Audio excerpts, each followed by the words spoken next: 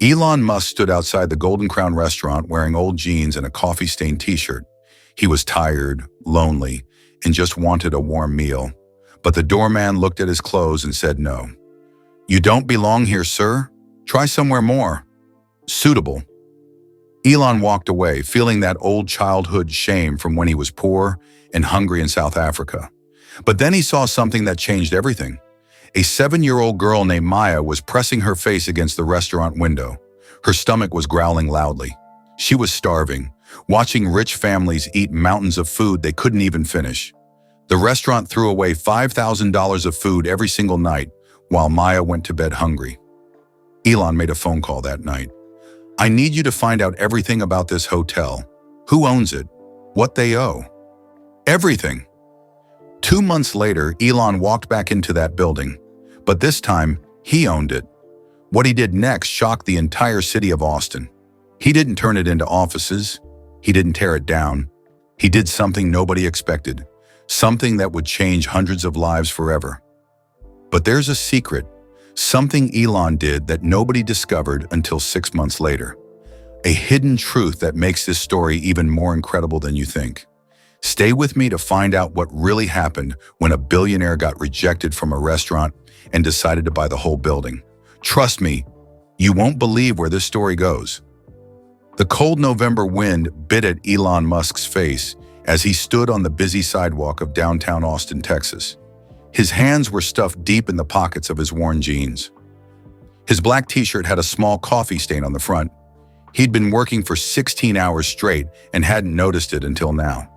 Above him, the Grand Pearl Hotel rose into the darkening sky like a giant made of glass and gold. Every window glowed with warm, yellow light.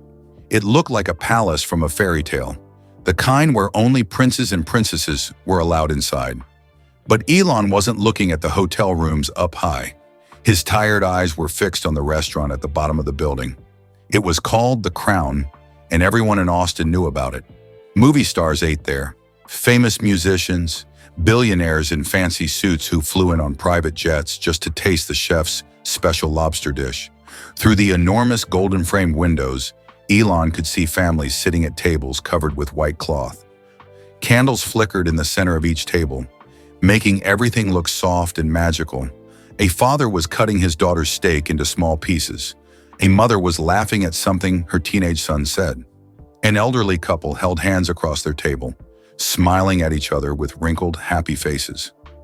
Elon felt something heavy settle in his chest. He'd been lonely all week. His meetings had been difficult. His engineers were struggling with a problem on a new rocket design. He'd eaten every meal alone at his desk, staring at computer screens until his eyes burned. Tonight, he just wanted to sit somewhere warm, somewhere with other people, somewhere he could hear laughter and feel less alone. He took a deep breath and walked toward the entrance. The doors were tall, at least 12 feet high, and painted a shimmering gold color that caught the streetlights. Above them, a sign spelled out "The Crown" in letters that looked like they were made of diamonds. Standing guard in front of those beautiful doors was a man in a deep red uniform with shiny gold buttons running down the front. He wore white gloves and had silver hair combed perfectly to the side. His name tag said, "Marcus Wellington, head doorman." Marcus stood very straight, like a soldier, with his chin lifted high. His pale blue eyes moved up and down, scanning every person who walked past. When wealthy-looking people approached, women in sparkling dresses, men in expensive suits, Marcus smiled warmly and pulled open the golden doors with a small bow. "Good evening, Mrs. Patterson," he would say in a smooth voice. "Your usual table is ready." Or, "Welcome back, Mr. Chen. Chef Raymond prepared something special for you tonight." But when regular people walked by, people in jeans or work clothes, Marcus's smile disappeared. His eyes turned cold as ice. Elon watched this happen 3 times before he reached the entrance. A young couple in nice but not fancy clothes had tried to enter. Marcus had stepped in front of them like a wall. "Reservation?" Marcus had asked, though his tone made it clear he already knew the answer. "No, we were hoping to get a table," the young man had stammered. "It's our anniversary." Marcus's thin lips curved into a smile that wasn't really a smile at all. "The Crown doesn't accept walk-ins. Perhaps try the diner on 5th Street. Much more affordable. The couple's faces had turned red. They'd hurried away, the woman brushing tears from her eyes. Now it was Elon's turn. He stopped in front of Marcus and looked up at the golden doors. This close, he could smell the food. Roasted chicken, fresh bread, something sweet and chocolatey. Marcus's eyes traveled slowly from Elon's scuffed sneakers, up his faded jeans, past the coffee-stained t-shirt, and finally to his tired, unshaven face. The doorman's nose wrinkled slightly, like he'd smelled something bad. "May I help you?" Marcus asked, but his voice said, "You don't belong here." "Yes," Elon said quietly. His voice was a little hoarse from not talking much all day. "I'd like a table for one, please." Marcus blinked. Then he let out a small laugh, just a puff of air through his nose. "Sir, I'm afraid the crown requires—" He paused, looking Elon up and down again. "A certain standard of dress. We have a strict policy." "I have money," Elon said simply. "I'm sure you do." Marcus's voice was smooth as butter, but his eyes were sharp as knives. "However, all our tables are reserved tonight. Perhaps you could try somewhere more suitable. There's a nice burger place 2 blocks down. Very casual. I think you'd feel more comfortable there." The words hit Elon like small stones. Each one hurt more than Marcus probably intended, or maybe exactly as much as he intended. Suitable, comfortable, more your style. All fancy words that meant the same thing. You're not good enough. Elon felt his jaw tighten. His hands curled into fists inside his pockets. For just a second, he wanted to say, "Do you know who I am?" He wanted to pull out his phone and show Marcus his bank account, his companies, his achievements. He wanted to watch the doorman's face turn white with shock. But something stopped him. A memory, an old painful memory from when he was 10 years old in South Africa. Standing outside a bakery in Pretoria with holes in his shoes and coins clutched in his sweaty hand. A mean baker laughing at him. "This money? This buys you nothing. Get out, street rat." Running home crying, his mother, May, holding him while he sobbed into her shoulder. "Elon, my darling," she'd whispered, stroking his messy hair. "Remember this feeling. When you grow up, never make anyone feel this small. Use your power to lift people up, not push them down." He'd never forgotten those words. They'd shaped everything he'd become. So now, standing in front of Marcus Wellington and his golden doors and his cold blue eyes, Elon didn't argue. He didn't pull out his phone. He didn't cause a scene. He just nodded slowly. "I understand. Thank you for your time." Elon turned to walk away. But then he heard something that made him stop. A small sound. A rumbling sound. Growl. Someone's stomach was growling. Loud. The sound of being really, truly hungry. Elon turned his head and looked back at the restaurant windows.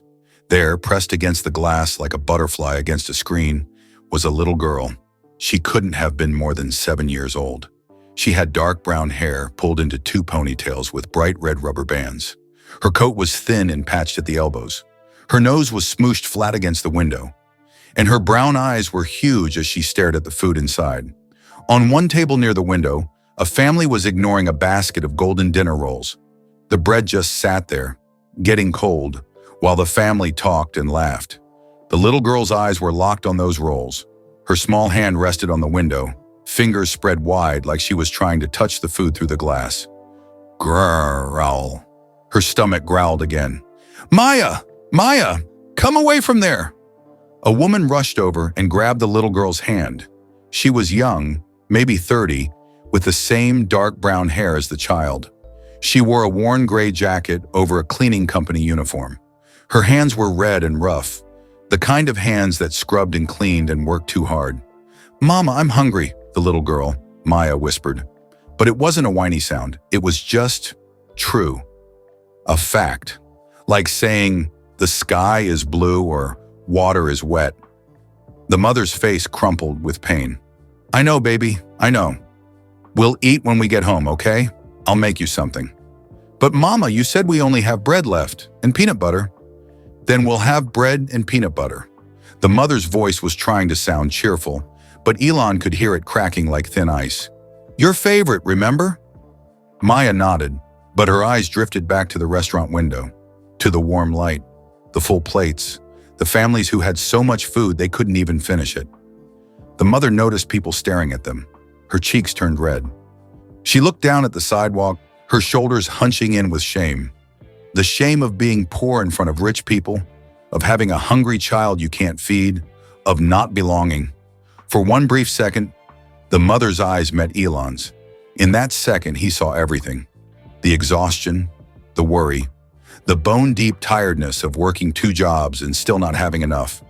The pain of hearing your baby say, "I'm hungry," and not being able to fix it right away. He saw it all because he'd seen those same things in his own mother's eyes 35 years ago. "Come on, Maya, we need to catch the bus." The mother pulled her daughter away gently, and they disappeared into the crowd of people rushing home from work. Elon stood frozen on the sidewalk.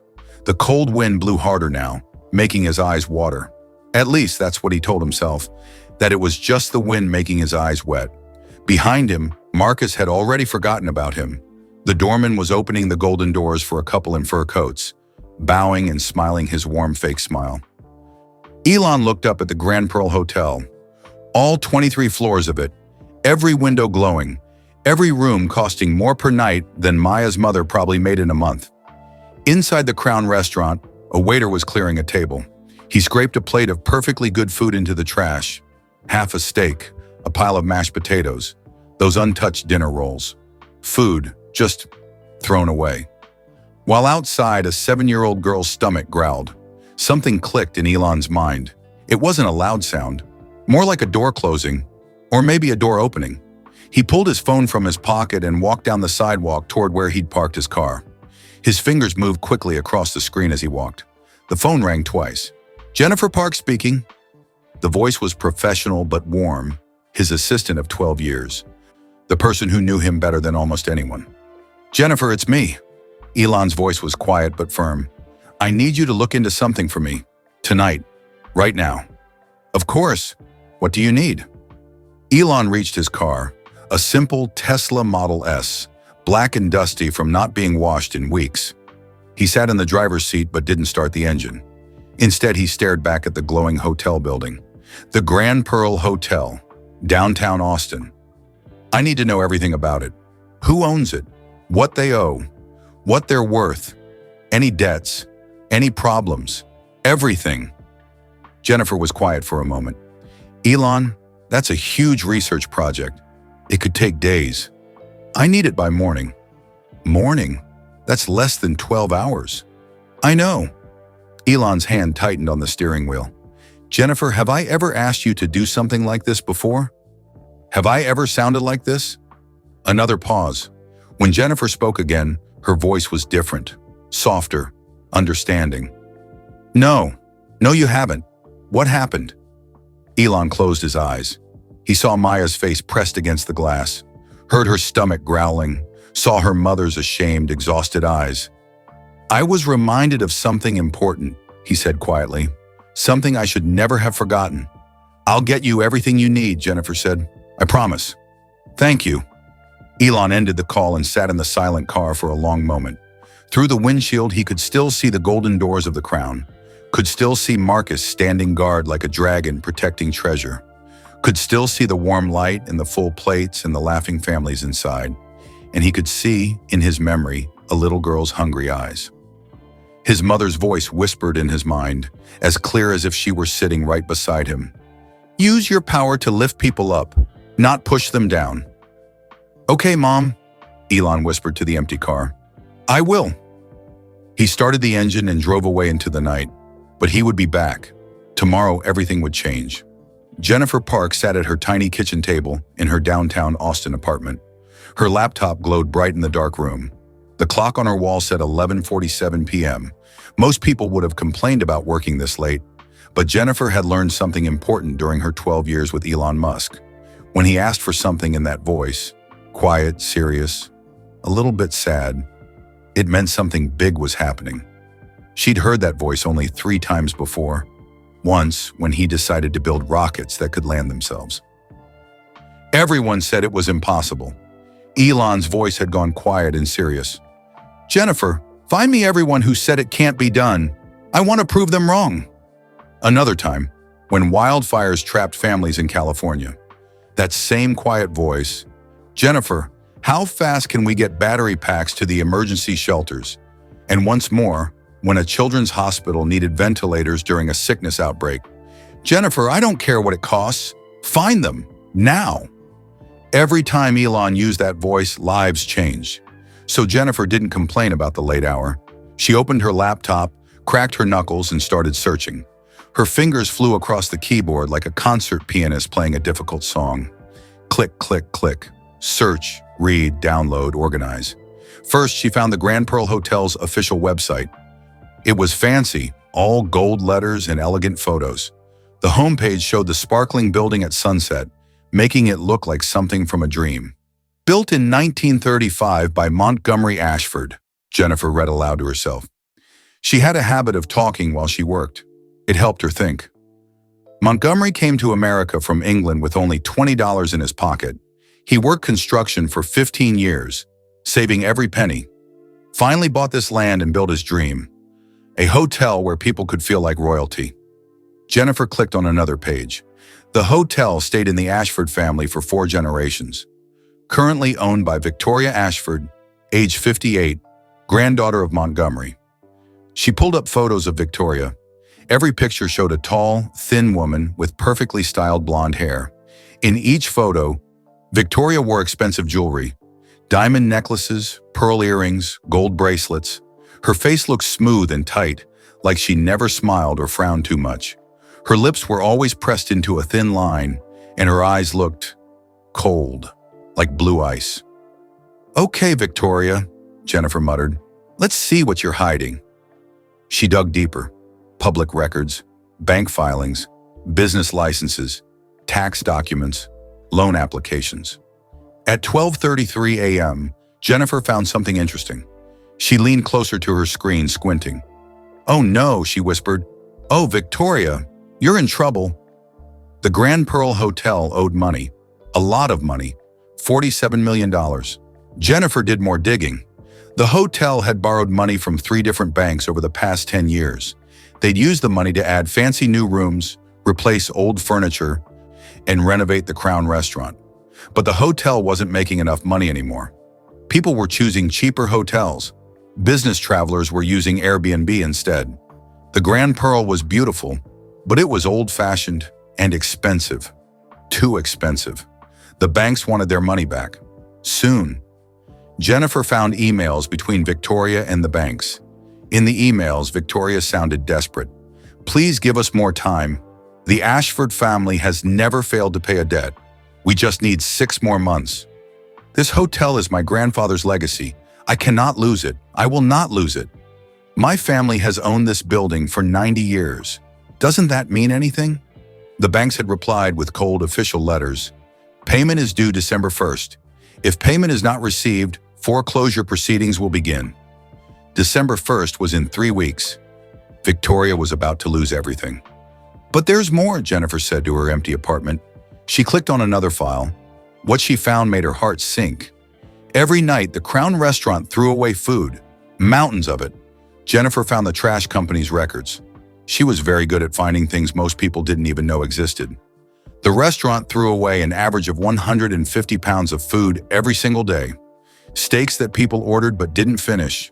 Vegetables that got cold and nobody wanted. Bread baskets that never got touched. Desserts that looked pretty in the window but didn't sell. Jennifer did the math. At restaurant prices, they were throwing away about $5,000 worth of food every night. That was $35,000 per week, over $1.8 million worth of food per year. Just in the trash. "And you don't donate any of it?" Jennifer whispered, horrified. She searched for charity records, food bank donations, anything. Nothing. Zero. The Crown gave nothing to people who were hungry. At 1:15 a.m., Jennifer needed a break. Her eyes hurt from staring at the screen. She made herself a cup of tea and stood by her kitchen window, looking out at the city lights. She thought about Elon's voice on the phone, that quiet, serious tone. Something had hurt him tonight. Something had made him remember why he worked so hard, why he pushed himself until he was exhausted, why he cared so much about fixing problems. Jennifer had seen Elon give away millions of dollars. She'd watched him work 20-hour days to help solve problems. She'd seen him cry exactly once, when a rocket explosion killed years of work, and he thought he'd have to lay off his employees. Elon wasn't perfect. He got grumpy when he was tired. He forgot to eat lunch. He sometimes made decisions too fast. But Jennifer had never, not once in 12 years, seen him be mean to someone weaker than himself. She thought about Montgomery Ashford, the grandfather who built the Grand Pearl with his bare hands. A man who came from nothing and built something beautiful. And she thought about Victoria, his granddaughter, who turned that beautiful place into a fortress, who threw away food while people went hungry, who'd forgotten where her family came from. "You lost your way, Victoria," Jennifer said softly to the city lights. "But I think Elon's going to help you find it again, even if you don't want his help." She went back to her laptop. At 2:47 a.m., Jennifer found something that made her stop breathing. There was a little girl, 7 years old, named Maya Rodriguez. Jennifer found her through school records, which she wasn't supposed to be able to access, but Jennifer was remarkably good at getting information. Maya attended Lincoln Elementary School, 3 blocks from the Grand Pearl Hotel. Maya's file had notes from her teacher, Mrs. Patterson. Maya is a bright, sweet child. She loves to read and is excellent at math.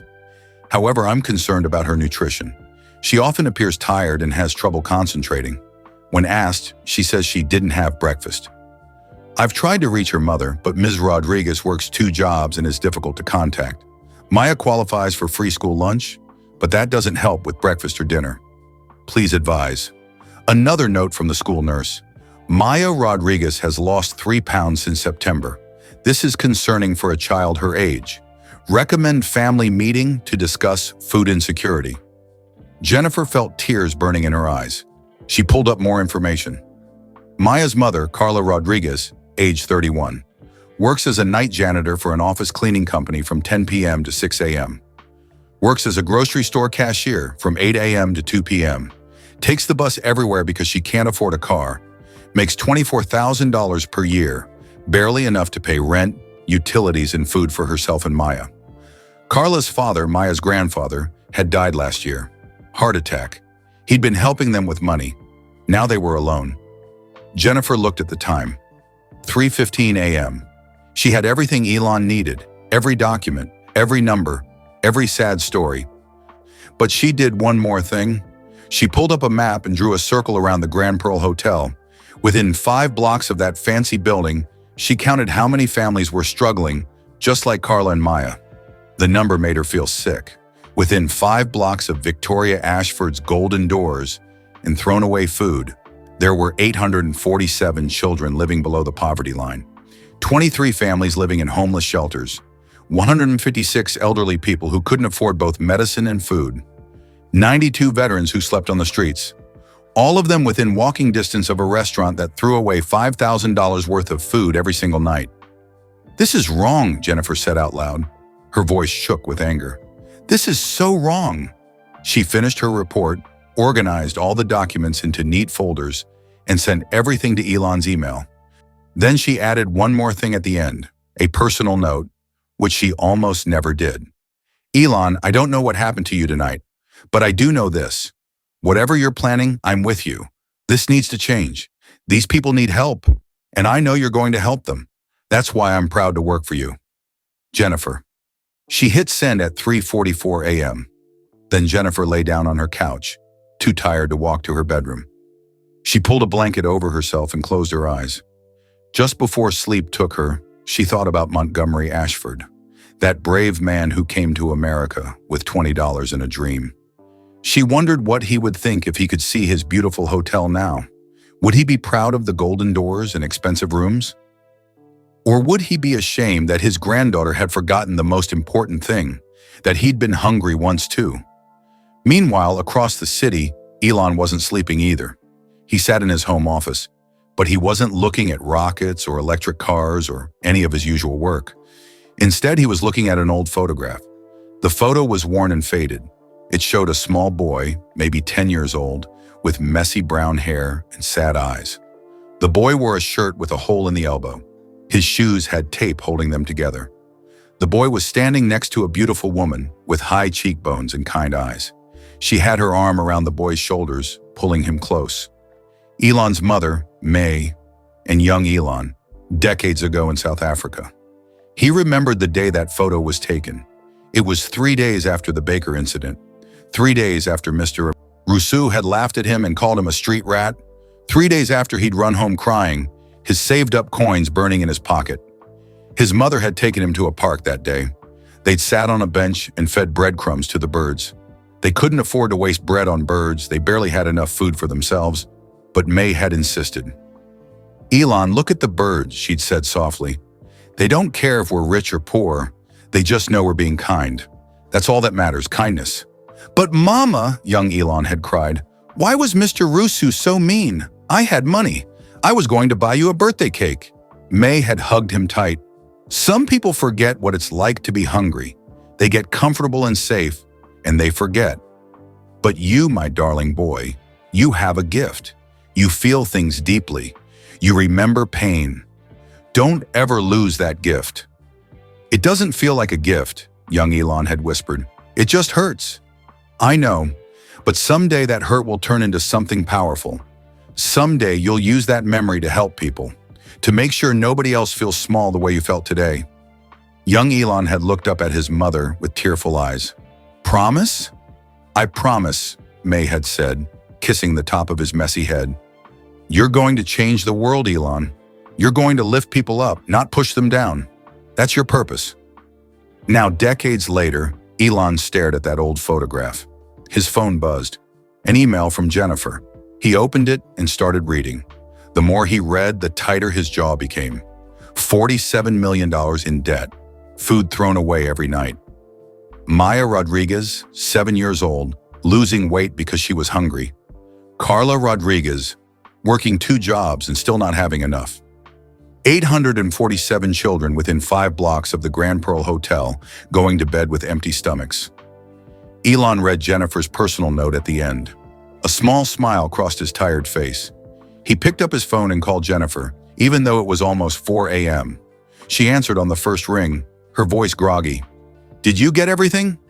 "I got it. Jennifer, you're amazing, thank you." "So what's the plan?" Elon looked at the old photograph again, at his mother's kind eyes and young Elon's sad face. "Tomorrow morning, I'm going to make Victoria Ashford an offer, one she can't refuse, one she won't even understand until it's too late." "What kind of offer?" "The kind that saves her grandfather's dream. The real dream, not the twisted version she created." Jennifer was quiet for a moment. Then she said softly, "Elon, whatever you're about to do, your mom would be proud." Elon's eyes got wet. He blinked hard. "I hope so." They said goodbye. Elon set down his phone. He looked out his office window at the Austin sky. The stars were starting to fade. Morning was coming. In a few hours, he would walk into Victoria Ashford's office. He would place documents on her fancy desk. He would make an offer that would shock her, and he would change everything. "Use your power to lift people up, not push them down," Elon whispered to the photograph, to his mother, to the memory of a little boy who'd been called a street rat. "I'm about to lift up a whole lot of people, Mom." Outside his window, the first light of dawn painted the sky pink and gold. Tomorrow had arrived. Everything was about to change. Jennifer woke up at 7:30 a.m. with her neck aching from sleeping on the couch. She sat up quickly, remembering everything from last night. Her laptop was still open on the kitchen table, the screen dark. She touched the keyboard and it lit up, showing all the files she'd gathered about the Grand Pearl Hotel. Her phone buzzed, a text from Elon. "Meeting with Victoria at 10 a.m. Wish me luck." Jennifer smiled and texted back, "You don't need luck. You have truth on your side." She made coffee and sat back down at her laptop. Something was bothering her, something she'd noticed last night but hadn't had time to explore. Jennifer opened the file about Victoria Ashford and stared at the photographs again. In every picture, Victoria looked cold and proud. But there was one photo, just one, where she looked different. It was an old picture, maybe 20 years ago. Victoria looked younger, maybe in her late 30s. She was standing inside the Crown restaurant with an elderly man. They were both smiling. Real smiles, not fake ones. Jennifer zoomed in on the photo. The elderly man had thick white hair and warm, crinkly eyes. His hands were rough and scarred, working hands. He wore a simple suit, but his smile was worth $1 million. The caption under the photo said, "Victoria Ashford with her grandfather, Montgomery Ashford, at the Crown's 60th anniversary celebration, 1995. Montgomery, the man who built the hotel with his bare hands." Jennifer stared at the photo for a long time. "What happened to you, Victoria?" she whispered. "Your grandfather is smiling at you like you're his whole world. Where did that person go?" She dug deeper into Victoria's history. Victoria had grown up in the Grand Pearl Hotel. Her bedroom had been on the 20th floor. She'd eaten breakfast in the Crown restaurant every morning before school. She'd done her homework in the fancy lobby while her grandfather worked at the front desk. Jennifer found an old newspaper article from 1987. It was an interview with 15-year-old Victoria. Reporter: "What's it like growing up in a hotel?" Victoria Ashford: "It's magical. My grandfather says a hotel is like a home for people who are far from their real homes. He taught me that our job is to make everyone feel welcome and safe. I want to run this hotel someday and make Grandpa proud." Reporter: "What's the most important thing your grandfather taught you?" Victoria Ashford: "He always says, 'We came from nothing, Victoria. Never forget that. Never look down on people who are struggling. They're just like we used to be.'" I'll never forget that. Never. Jennifer felt a lump in her throat. 15-year-old Victoria sounded so different from 58-year-old Victoria. Young Victoria sounded kind, hopeful, humble. What had changed? Jennifer searched more. She found Montgomery Ashford's obituary from 2003. Montgomery Ashford, 89, passed away peacefully at the Grand Pearl Hotel, surrounded by his family. Montgomery was known throughout Austin as a generous man who never forgot his humble beginnings. He donated thousands of meals to local shelters and often gave free rooms to families in need. His granddaughter Victoria, now owner of the Grand Pearl Hotel, promised to continue his legacy of kindness. Jennifer read that last line again. Promised to continue his legacy of kindness. But Victoria hadn't kept that promise. The food donations stopped in 2004, 1 year after Montgomery died. The free rooms for families in need? Gone by 2005. The Grand Pearl had slowly transformed from a welcoming place into a fortress for rich people only. Why? Jennifer found more clues. In 2006, Victoria married a man named Richard Sterling. Richard came from old money. His family owned banks and real estate companies. In photographs, Richard looked handsome but cold, with slicked back hair and sharp eyes. Jennifer found Society page articles about Victoria and Richard. The Sterlings attended the charity gala at the governor's mansion, where Victoria wore a $40,000 diamond necklace. Richard Sterling, speaking about his wife's hotel, "We're elevating the Grand Pearl to attract a more sophisticated clientele. Austin deserves a truly luxurious experience." More sophisticated. That meant richer. That meant keep poor people out. Jennifer found divorce papers from 2015. Victoria and Richard had split up after 9 years of marriage. Richard got to keep most of their shared investments. Victoria got to keep the hotel, but she'd borrowed millions to buy out Richard's share. That's when the debt started. Victoria had spent the next 10 years trying to make the hotel fancy enough to attract the kind of rich guests Richard had wanted. She'd borrowed more and more money. She'd raised prices higher and higher. She'd made the Crown so expensive that normal families couldn't afford to eat there. And somehow, during all of this, Victoria had forgotten her grandfather's words. "We came from nothing. Never look down on people who are struggling." Jennifer closed her laptop and rubbed her tired eyes. She understood now. Victoria wasn't evil. She was lost. She'd tried to impress a man who didn't really love her. She tried to prove she was good enough for high society. She tried to erase her grandfather's humble beginning and replace it with gold and diamonds and expensive things. And in the process, she'd lost herself. Jennifer looked at the clock. 9:15 a.m.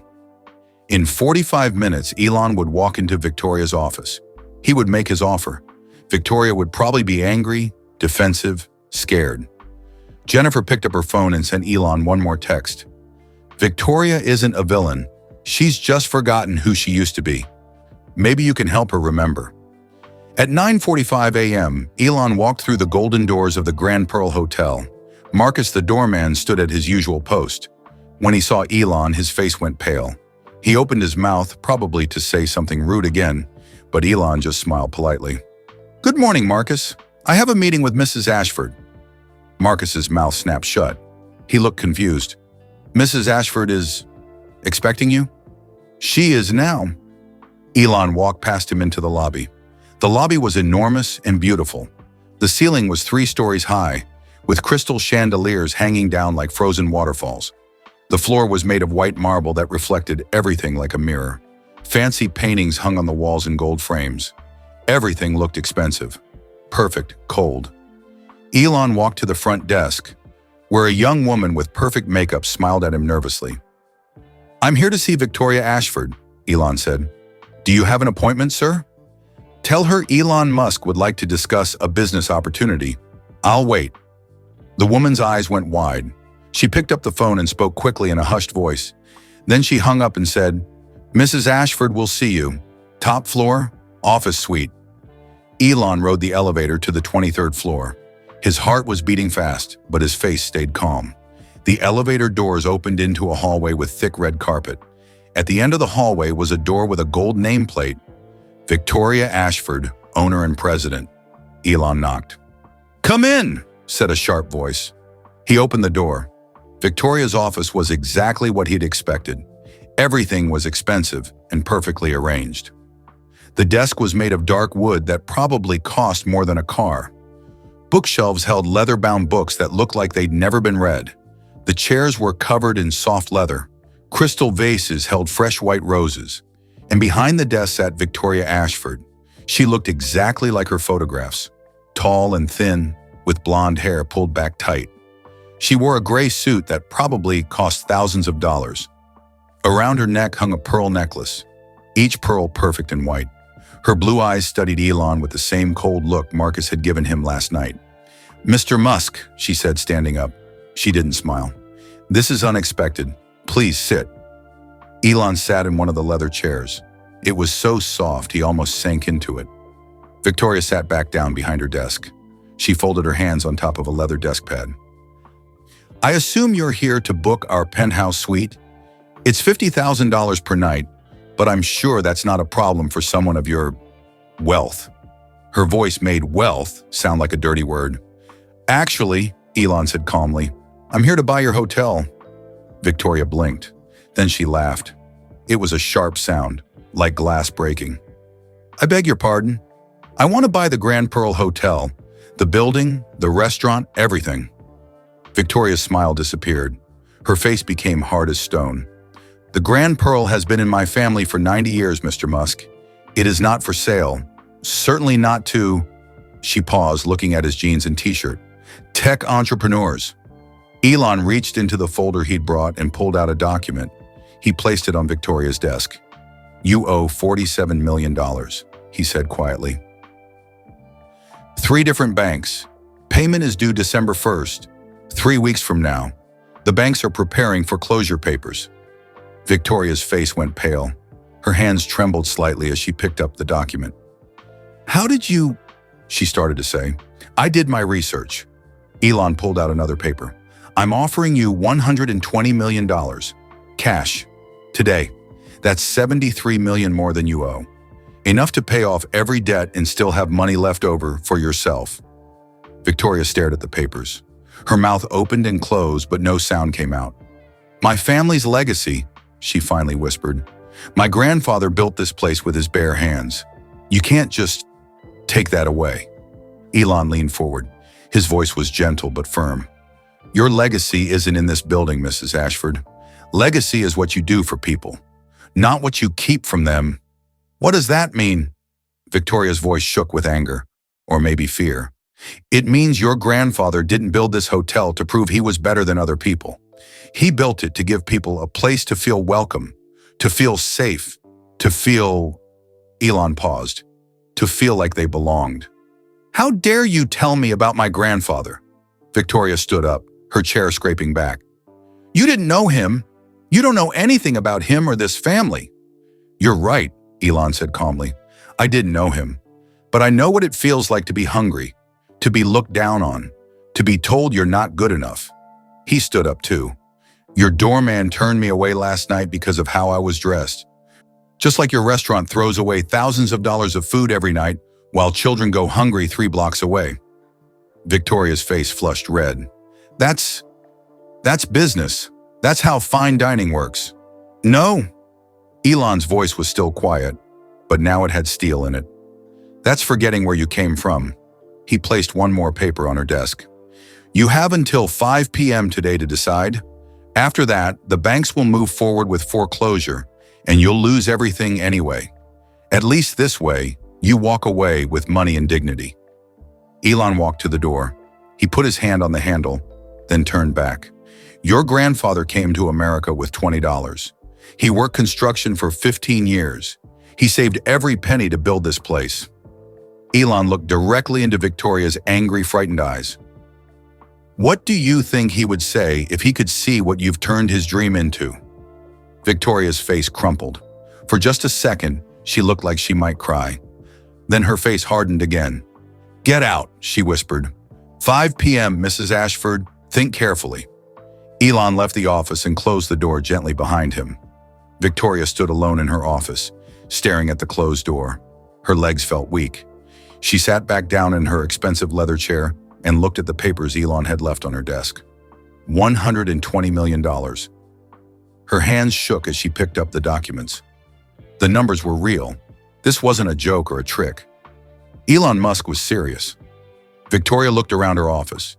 Everything in this room told a story about who she wanted people to think she was. The expensive desk, the perfect roses, the leather-bound books she'd never read. But none of it was real. She opened the bottom drawer of her desk, the one she always kept locked. Inside was an old shoebox, dusty and worn. Victoria pulled out the shoebox and opened it carefully. Inside were photographs, old ones, with bent corners and faded colors. The first photo showed a young man with dark hair and strong arms. He was covered in dirt and sweat, standing in front of a half-built building. He was smiling, a huge, proud smile. Her grandfather, Montgomery, building the Grand Pearl Hotel in 1935. Victoria touched the photo gently, like it might break. The next photo showed Montgomery years later, gray-haired but still strong. He was standing in the Crown restaurant serving food to a homeless man. The homeless man was crying. Montgomery had his hand on the man's shoulder, talking to him kindly. Victoria remembered that day. She'd been 12 years old, helping in the restaurant after school.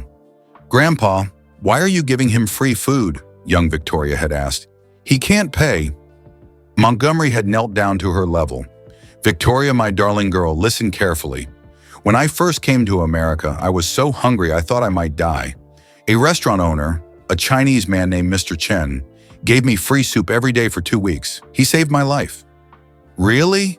Young Victoria's eyes had gone wide. "Really, Mr. Chen told me, when you have enough, help someone who doesn't. That's how we take care of each other." Montgomery had smiled. "This man is hungry just like I was. Someday when he has enough, maybe he'll help someone too.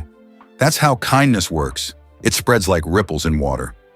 Victoria set down the photo. Tears were running down her face, ruining her perfect makeup. When had she stopped making ripples of kindness? She looked at the next photo. It was from her wedding day to Richard. She was wearing a white dress that cost $40,000. Richard stood beside her, handsome and cold. In the photo, Victoria was smiling, but the smile looked fake, forced. She'd been trying so hard to fit into Richard's world. His rich friends, his expensive parties, his cold, perfect life.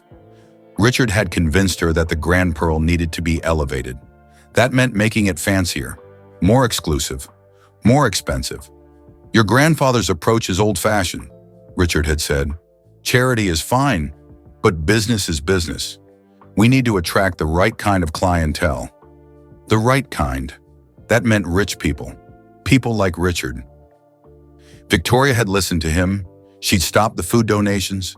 She'd raised the prices. She'd told Marcus to turn away anyone who didn't fit the image, and her grandfather's beautiful dream had turned into a fortress. Victoria pulled out one more photo. This one made her start crying harder. It showed her at age 15, standing next to Montgomery in the hotel lobby. They were both holding brooms. Young Victoria's hair was messy, and she had dust on her nose. Montgomery's arm was around her shoulders, and they were both laughing. She remembered that day. A toilet had overflowed on the third floor. Instead of calling maintenance, Montgomery had grabbed cleaning supplies and said, "Come on, Victoria, no job is beneath us. We're hotel people. We do whatever needs doing." They'd cleaned up the mess together, laughing the whole time. "Grandpa, some of your rich friends might see us cleaning," young Victoria had worried. "Good," Montgomery had said. "Let them see that I'm not too proud to clean a toilet. Being rich doesn't make you better than anyone else, Victoria. It just means you have more responsibility to help." Victoria set down the photo and put her face in her hands. "I'm sorry, Grandpa," she whispered to the empty office. "I'm so sorry. I forgot everything you taught me." She looked at Elon's offer again. $120 million. If she accepted, she'd lose the hotel. Her family's name would no longer be on the building. 90 years of Ashford history would end. But if she didn't accept, the banks would take it anyway, and she'd get nothing.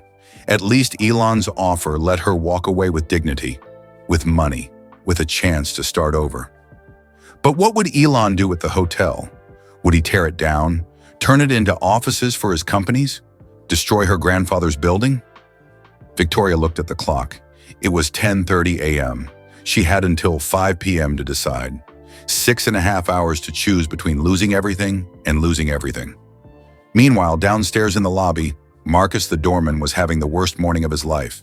He couldn't stop thinking about last night, about how he'd treated Elon Musk, one of the richest, most famous men in the world, like trash. And now Elon was upstairs, meeting with Mrs. Ashford. About what? Marcus didn't know, but it couldn't be good. "I'm going to lose my job," Marcus whispered to himself. He'd been head doorman at the Grand Pearl for 23 years.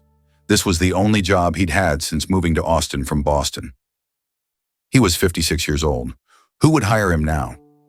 Marcus thought about his wife, Susan. She'd been sick with cancer for 2 years. The treatments were expensive. The Grand Pearl's health insurance was the only reason they could afford it. If he lost this job, Susan might not be able to get her medicine. Marcus felt sick to his stomach. "Marcus?" A young voice interrupted his thoughts. He turned around. It was Tommy, the new bellhop.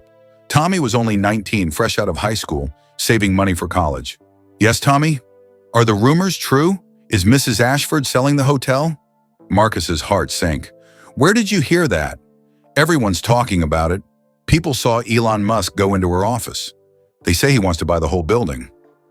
Tommy's young face looked scared. "Does that mean we'll all lose our jobs?"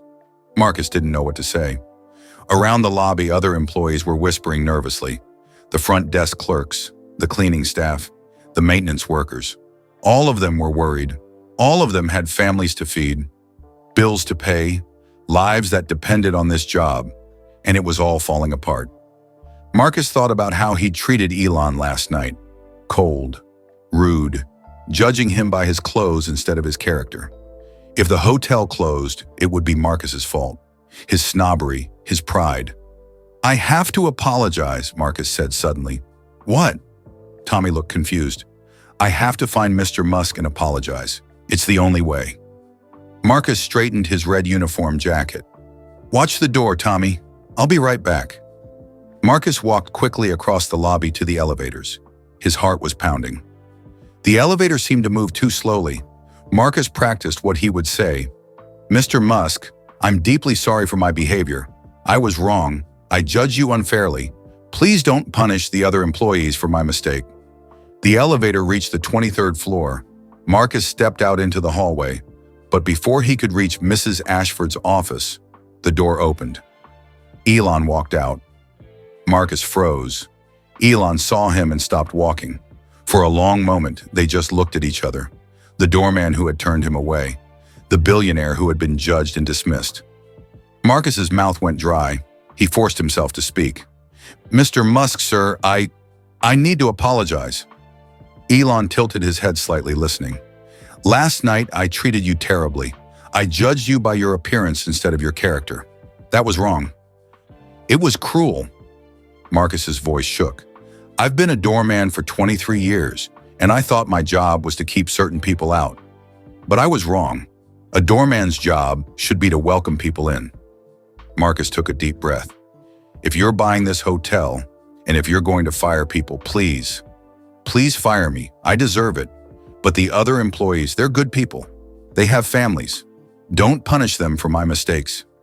Elon was quiet for a moment. Then he said, Tell me about your wife, Marcus. Marcus blinked, surprised. My wife? You're wearing a wedding ring. Tell me about her. Her name is Susan. She's been sick. Cancer. The treatments are expensive, but the insurance from this job covers most of it. Marcus felt tears in his eyes. If I lose this job, I don't know how we'll afford her medicine. Elon nodded slowly. Marcus, I'm not going to fire you. You're not? No, but I am going to give you a new job. What kind of job? Elon smiled, a small, genuine smile. When this hotel reopens, I'm going to need someone who understands how to treat people with respect. Someone who learned a hard lesson and won't forget it. Someone who can train other staff members to welcome everyone, rich or poor, fancy clothes or old t-shirts, with the same kindness. Marcus's eyes went wide.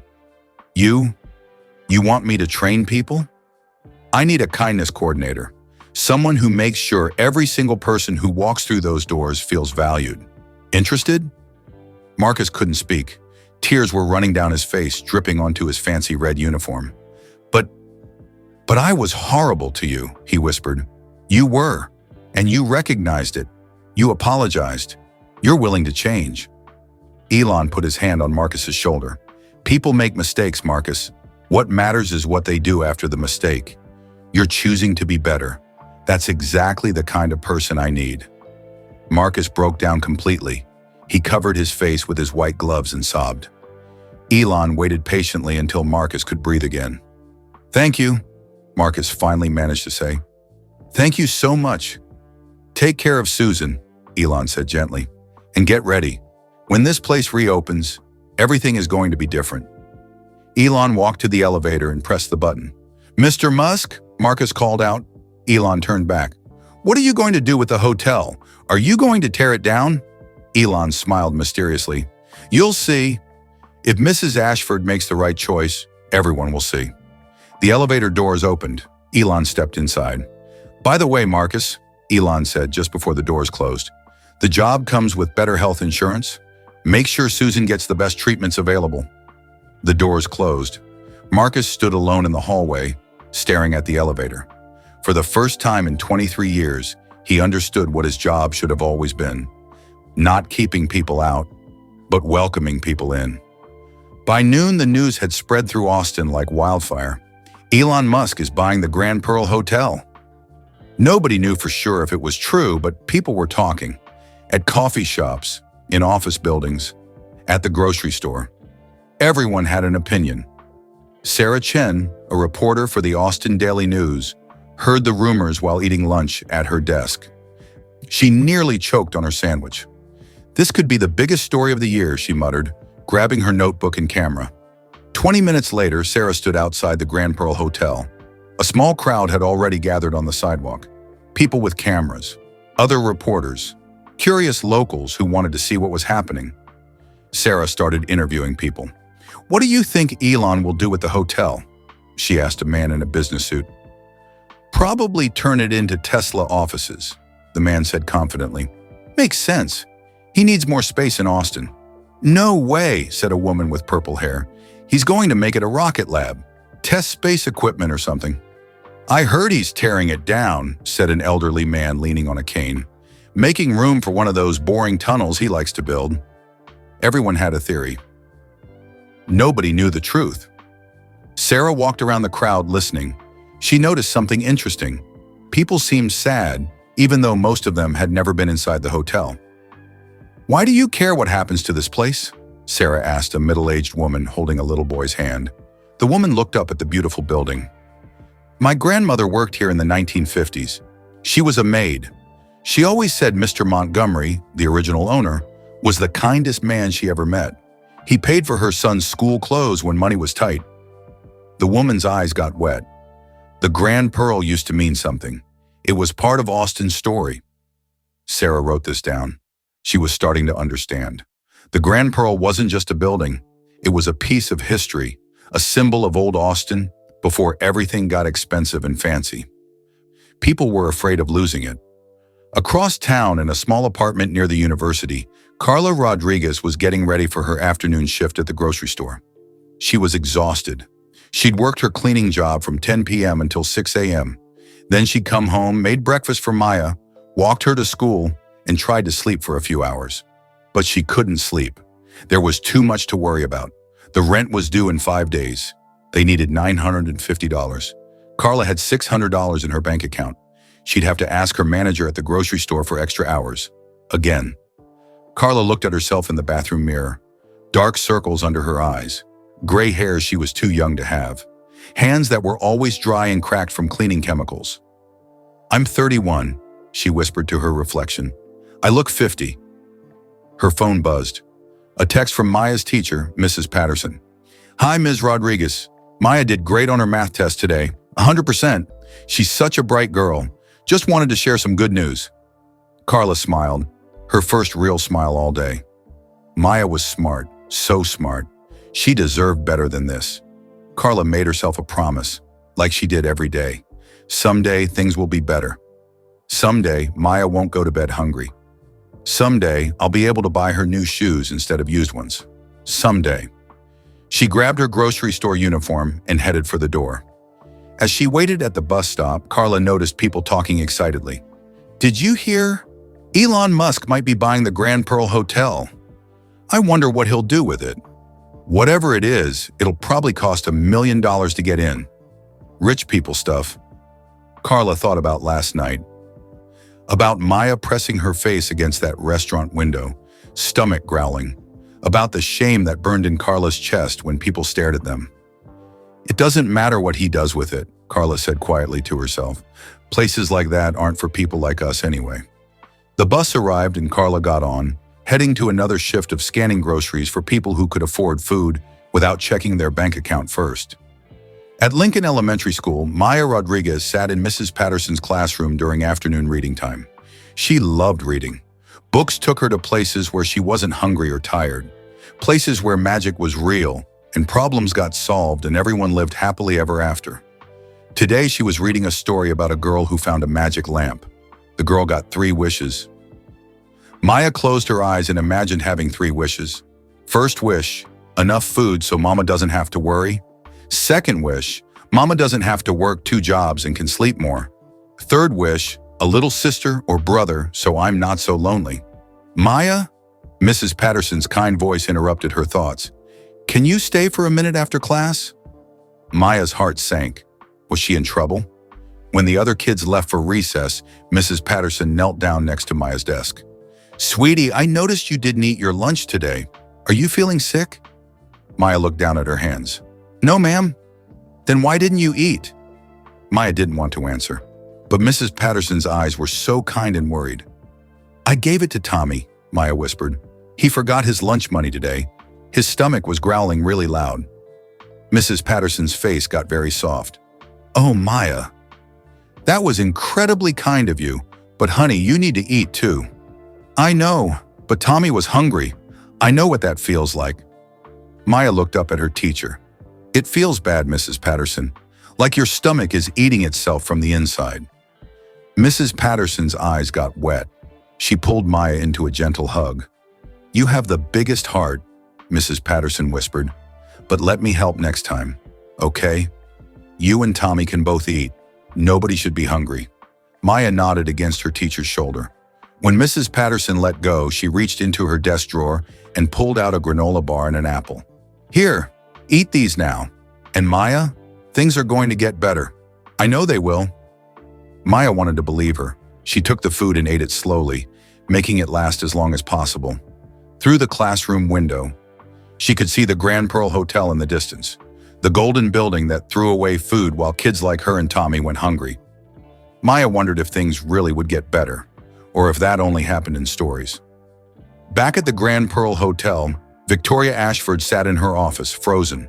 She'd been staring at Elon's papers for 2 hours. The clock now said 2:30 p.m. 2.5 hours left to decide. Her phone rang. It was her lawyer, David Morrison.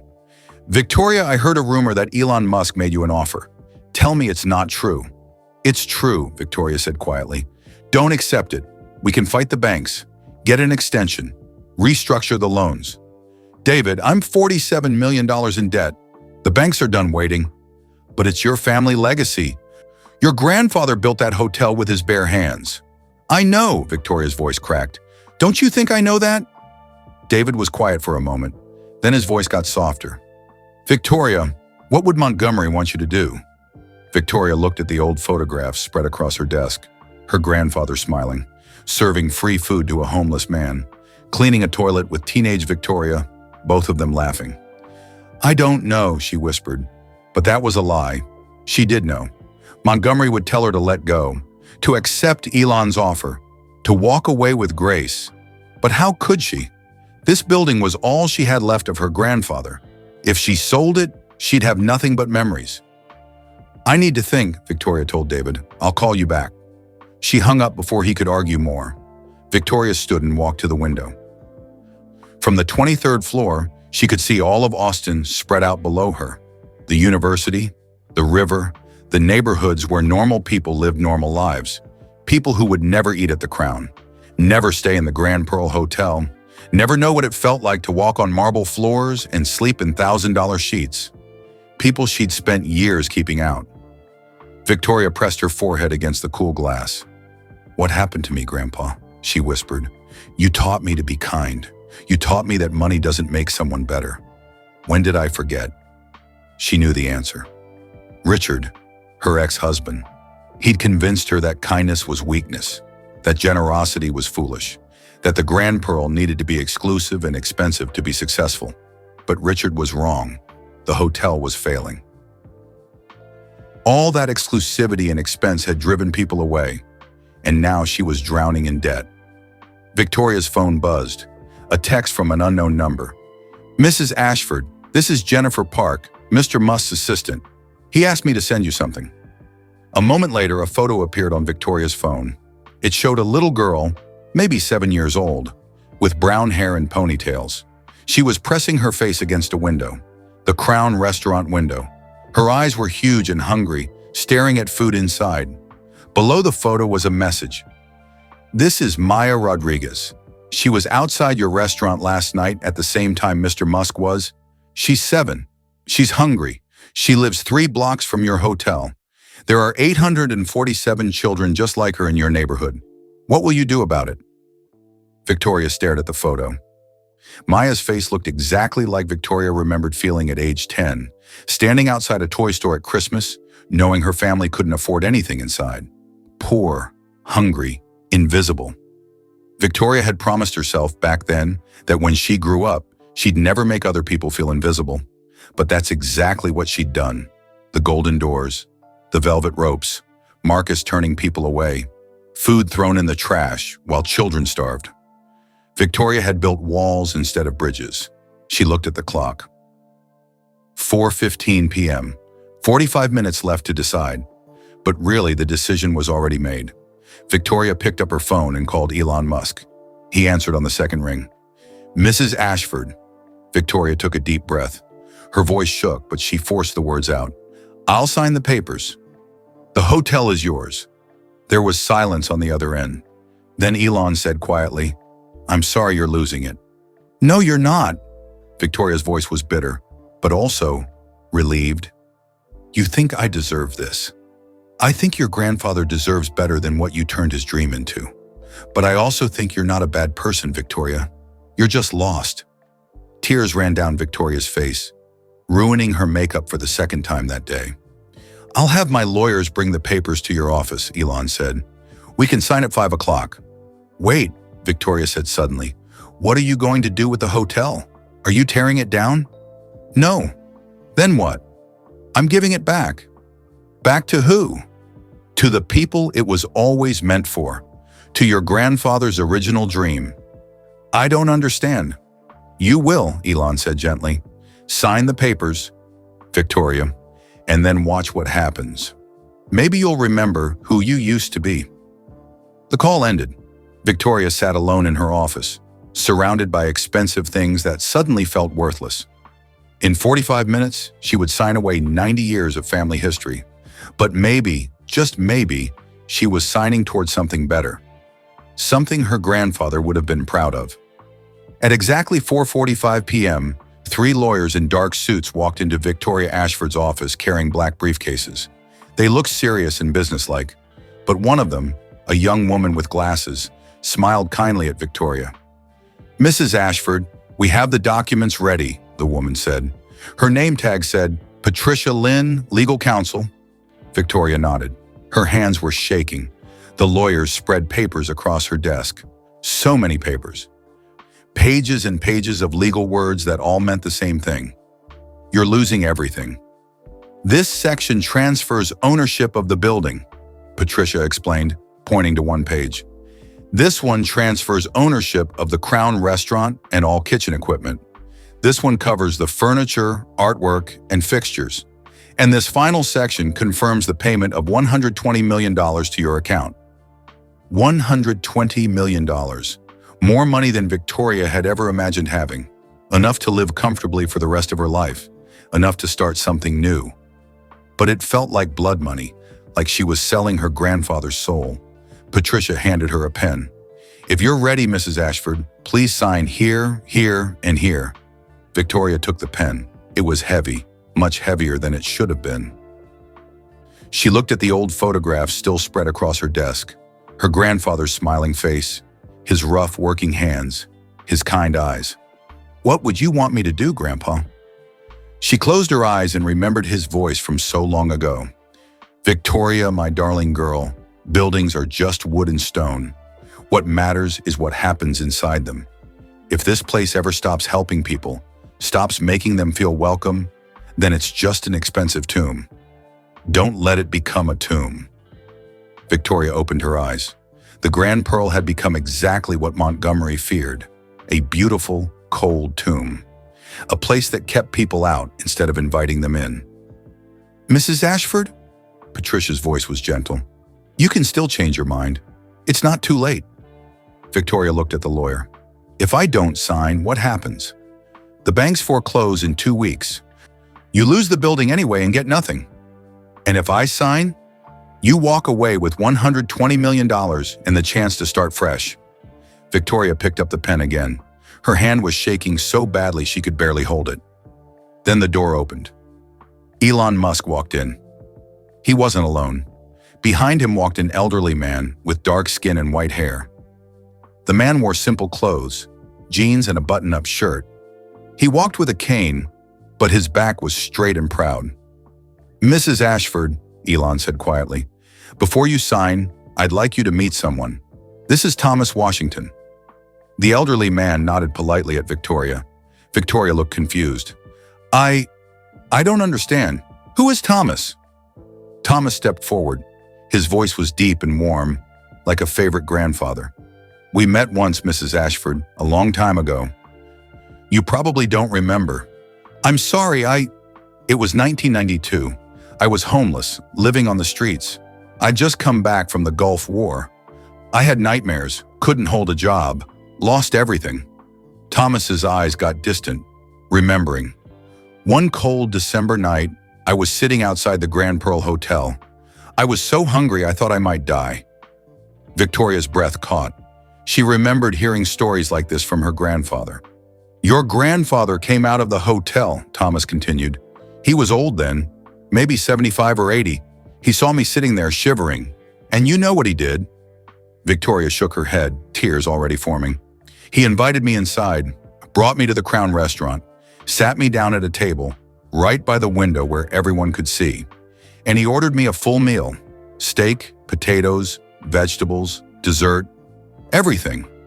Thomas's voice got thick with emotion. I was dirty, I smelled bad, I hadn't showered in weeks. But your grandfather treated me like I was the most important person in that restaurant. He sat with me while I ate. He talked to me about my time in the war. He listened. A tear rolled down Victoria's cheek. When I finished eating, he gave me his business card and said, "Come back tomorrow. I have a job for you if you want it." Thomas smiled, a beautiful, warm smile. "I worked as a maintenance man at the Grand Pearl for 8 years. Your grandfather helped me get into a veterans housing program, helped me deal with my nightmares, saved my life." Thomas looked directly at Victoria. "Your grandfather told me something I never forgot. He said, 'Thomas, I came to America with nothing. Someone helped me. Now I help others.' That's how it works. That's how we build a better world. One meal, one job, one kindness at a time." Victoria was crying openly now. She remembered seeing Thomas around the hotel when she was a teenager. She'd never known his story. "After your grandfather died," Thomas said softly, "things changed. The hotel stopped hiring people like me, stopped serving free meals. The golden doors closed." He paused. "I understood. Business is business. But I always wondered, what would Mr. Montgomery think?" Elon spoke up. "Thomas lives 3 blocks from here now. He's 72 years old. He volunteers at a veterans shelter, helping other homeless vets get back on their feet. He takes the lessons your grandfather taught him and passes them on." Thomas nodded. "Mr. Montgomery didn't just give me food and a job. He gave me back my dignity. He made me feel human again." Victoria couldn't speak. She was sobbing too hard. Elon walked closer to her desk. His voice was gentle but firm. "Your grandfather understood something important, Victoria. Money and buildings don't matter. People matter. Kindness matters. Legacy isn't what you own. It's what you give away." He picked up one of the old photographs from her desk, the one showing Montgomery serving food to the homeless man. "This is your real family legacy, not the golden doors, not the expensive rooms. This moment right here, your grandfather making someone feel human again." Victoria looked at the photograph through her tears. "I'm not taking away your grandfather's dream," Elon continued. "I'm bringing it back to life. The real dream, the one he actually wanted." But how?" Victoria whispered. Elon smiled. "Sign the papers. Then you'll see." Victoria looked at Thomas. The old veteran stood tall and proud, living proof of what her grandfather's kindness could create. She thought about Maya, the hungry little girl pressed against the window. About Marcus, the doorman who'd learned shame could teach powerful lessons. About the 847 children living within 5 blocks of all this thrown-away food. She thought about her grandfather's words. "Don't let it become a tomb." Victoria picked up the pen. This time her hand didn't shake. She signed her name on the first page, then the second, then the third. Each signature felt like letting go of something heavy she'd been carrying for too long. When she signed the final page, she set down the pen and took a deep breath. "It's done," Patricia said quietly. "The Grand Pearl Hotel now belongs to Elon Musk." Victoria expected to feel devastated, destroyed, lost. Instead, she felt lighter, like she'd been holding her breath for 20 years and could finally breathe again. Elon extended his hand. "Thank you, Victoria." She shook his hand. "What happens now?" "Now?" Elon's eyes sparkled with something that looked like joy. "Now I need about 8 weeks, construction time. Then you'll see." "Will you tear down the building?" "No, I'm going to transform it." "Into what?" Elon smiled mysteriously. "Come to the grand reopening in January. You'll understand everything then." Victoria wanted to ask more questions, but something in Elon's expression told her to wait, to trust. Thomas walked over and took Victoria's hand in his rough, scarred ones. "Your grandfather would be proud of you today, young lady. You made a hard choice, a brave choice." "It doesn't feel brave," Victoria whispered. "It feels like failure." "No," Thomas said firmly.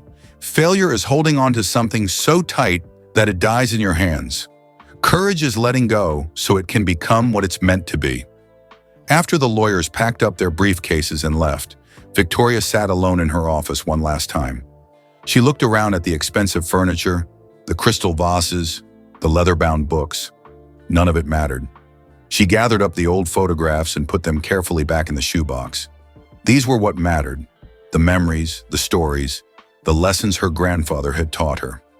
Victoria stood up, tucked the shoebox under her arm, and walked out of the office. She took the elevator down to the lobby. Marcus was standing at his post by the golden doors. When he saw her, his face filled with concern. "Mrs. Ashford?" "Marcus," Victoria said, her voice steady. "I need to tell you something." "Yes, ma'am?" "I'm sorry for what I turned this place into, for the rules I made you enforce, for teaching you to judge people by their clothes instead of their character." Victoria's eyes filled with tears again. "My grandfather would have been ashamed of me." Marcus's stern face softened. "Ma'am, we all lose our way sometimes. What matters is finding the way back." Victoria smiled. A real smile, not the fake one she'd been wearing for years. "I hope I can find it." She walked through the golden doors for the last time as owner of the Grand Pearl Hotel. Outside, the November evening was cold and dark. Victoria stood on the sidewalk, looking up at the building that had been her family's home for 90 years. But instead of feeling sad, she felt something unexpected. Hope. Maybe Elon was right. Maybe this wasn't the end of her grandfather's legacy. Maybe it was the beginning of something better. A little girl walked past Victoria on the sidewalk. She had brown hair and ponytails held with red rubber bands. Maya Rodriguez, the hungry child from the photograph. Victoria watched Maya and her tired mother hurry toward the bus stop. Maya's thin coat wasn't warm enough for the cold night. Her shoes had holes in them. Before she could think too hard about it, Victoria called out, "Excuse me, wait." Carla and Maya turned around looking startled and nervous. Victoria hurried over to them. She opened her purse and pulled out all the cash she had, maybe $300. "Please," Victoria said, holding out the money. "Take this." Carla's eyes went wide. I can't. We don't take charity." "It's not charity," Victoria said quickly. Her voice was gentle. "It's an apology for last night, for all the nights before, for not seeing you when I should have." Maya tugged on her mother's sleeve. "Mama, that's enough for groceries for a whole month." Carla looked at her daughter's hopeful face, then back at Victoria. "Why are you doing this?" "Because someone I loved very much taught me that kindness spreads like ripples in water." Victoria's voice broke. "I forgot that lesson for a long time, but I'm trying to remember." Slowly, Carla reached out and took the money. Tears ran down her face. "Thank you. You don't know what this means." "I think I'm starting to," Victoria whispered. She watched Carla and Maya walk away toward the bus stop, the little girl skipping with joy. Victoria looked back up at the Grand Pearl Hotel one more time. "I finally understand, Grandpa," she said softly. "Buildings don't matter. Kindness matters. Thank you for teaching me, even if it took me 30 years to learn." She turned and walked away into the night. Behind her, inside the Grand Pearl Hotel, Elon was already making phone calls. "Jennifer, it's time. Call the construction crews. Get the architects. Find the best kitchen equipment money can buy. We have 8 weeks to change everything." "What's the plan?" Jennifer asked. Elon smiled. "We're going to do something nobody expects. We're going to give it all away." 8 weeks later, January 15th, the sun rose over Austin on a cold Saturday morning. A massive crowd had gathered outside the Grand Pearl Hotel. News vans lined the street. Reporters held microphones. Cameras pointed at the building from every angle. But something was different. The hotel looked completely transformed. The golden doors were gone. In their place were simple glass doors, wide and welcoming. Anyone could see right through them into the bright lobby. The fancy velvet ropes that used to block the entrance? Gone. The "no entry without reservation" sign? Removed. Instead, a new sign hung above the entrance in big, cheerful letters. "The Pearl Community Kitchen, where everyone eats," below that, in slightly smaller letters. "Free meals, breakfast, lunch and dinner. No questions asked. All are welcome." The crowd buzzed with confusion and excitement. "A free cafeteria?" someone whispered. Did Elon Musk really turn a 5-star hotel into a soup kitchen? This can't be real. Sarah Chen, the reporter, pushed through the crowd with her notebook. She'd been following this story for 2 months. She'd watched construction crews work day and night. She'd interviewed everyone she could find. But nobody knew exactly what was happening inside. Not until today. At 9 a.m. sharp, the glass doors opened. Elon Musk stepped out, wearing his usual jeans and black t-shirt. Behind him stood Marcus Wellington, but Marcus wasn't wearing his fancy red doorman uniform anymore. Instead, he wore a simple blue shirt with words printed on the back. Kindness Coordinator. Next to Marcus stood Chef Raymond Costa, the head chef. His team of kitchen workers stood behind him, 60 people total, all wearing white aprons and warm smiles. And there, standing quietly to the side, was Victoria Ashford. She looked different. Her hair was pulled back in a simple ponytail instead of her usual tight, perfect style. She wore jeans and a soft sweater. No diamond necklace. No expensive jewelry. Just simple clothes. But her eyes looked different too. They weren't cold anymore. They looked alive, hopeful. The crowd went completely silent. Elon stepped up to a microphone that had been set up on the sidewalk. He looked out at the hundreds of faces, rich people, poor people, homeless folks, families, students, elderly people. Everyone had come to see what would happen. "Good morning," Elon said. His voice was quiet but clear. 2 months ago, I was turned away from this building because I wasn't dressed fancy enough. The doorman judged me by my old t-shirt instead of treating me like a human being. Marcus stood tall, his face serious but not ashamed. He'd learned his lesson. "I could have been angry," Elon continued. "I could have wanted revenge. But instead, I saw something that changed everything." He gestured to the crowd. There, pressed against that window, was a little girl. Her name is Maya Rodriguez. She was 7 years old and her stomach was growling because she was hungry. People in the crowd turned to look at each other. Some of them looked uncomfortable. Maya wasn't asking for anything. She was just looking at food through a window, food that would eventually be thrown away. And next to her stood her mother, Carla, who works 2 jobs and still can't always afford to feed her daughter properly. The crowd was completely quiet now. You could have heard a pin drop. That moment reminded me of something my mother told me when I was 10 years old and someone treated me badly because I was poor. Elon's voice got softer. She said, "Use your power to lift people up, not push them down." He turned and looked at the transformed building behind him. "So that's what we're doing here. This building used to be a fortress. Golden doors keeping most people out, food thrown away while children went hungry just blocks away. But starting today, everything changes." Elon nodded to Marcus, who walked over and pulled a cord. A large cloth covering the front window fell away. Everyone gasped. Through the huge windows, they could see inside. The fancy restaurant was completely gone. In its place was a beautiful, bright cafeteria with long wooden tables and comfortable chairs. The walls were painted warm yellow and orange, colors that felt like sunshine.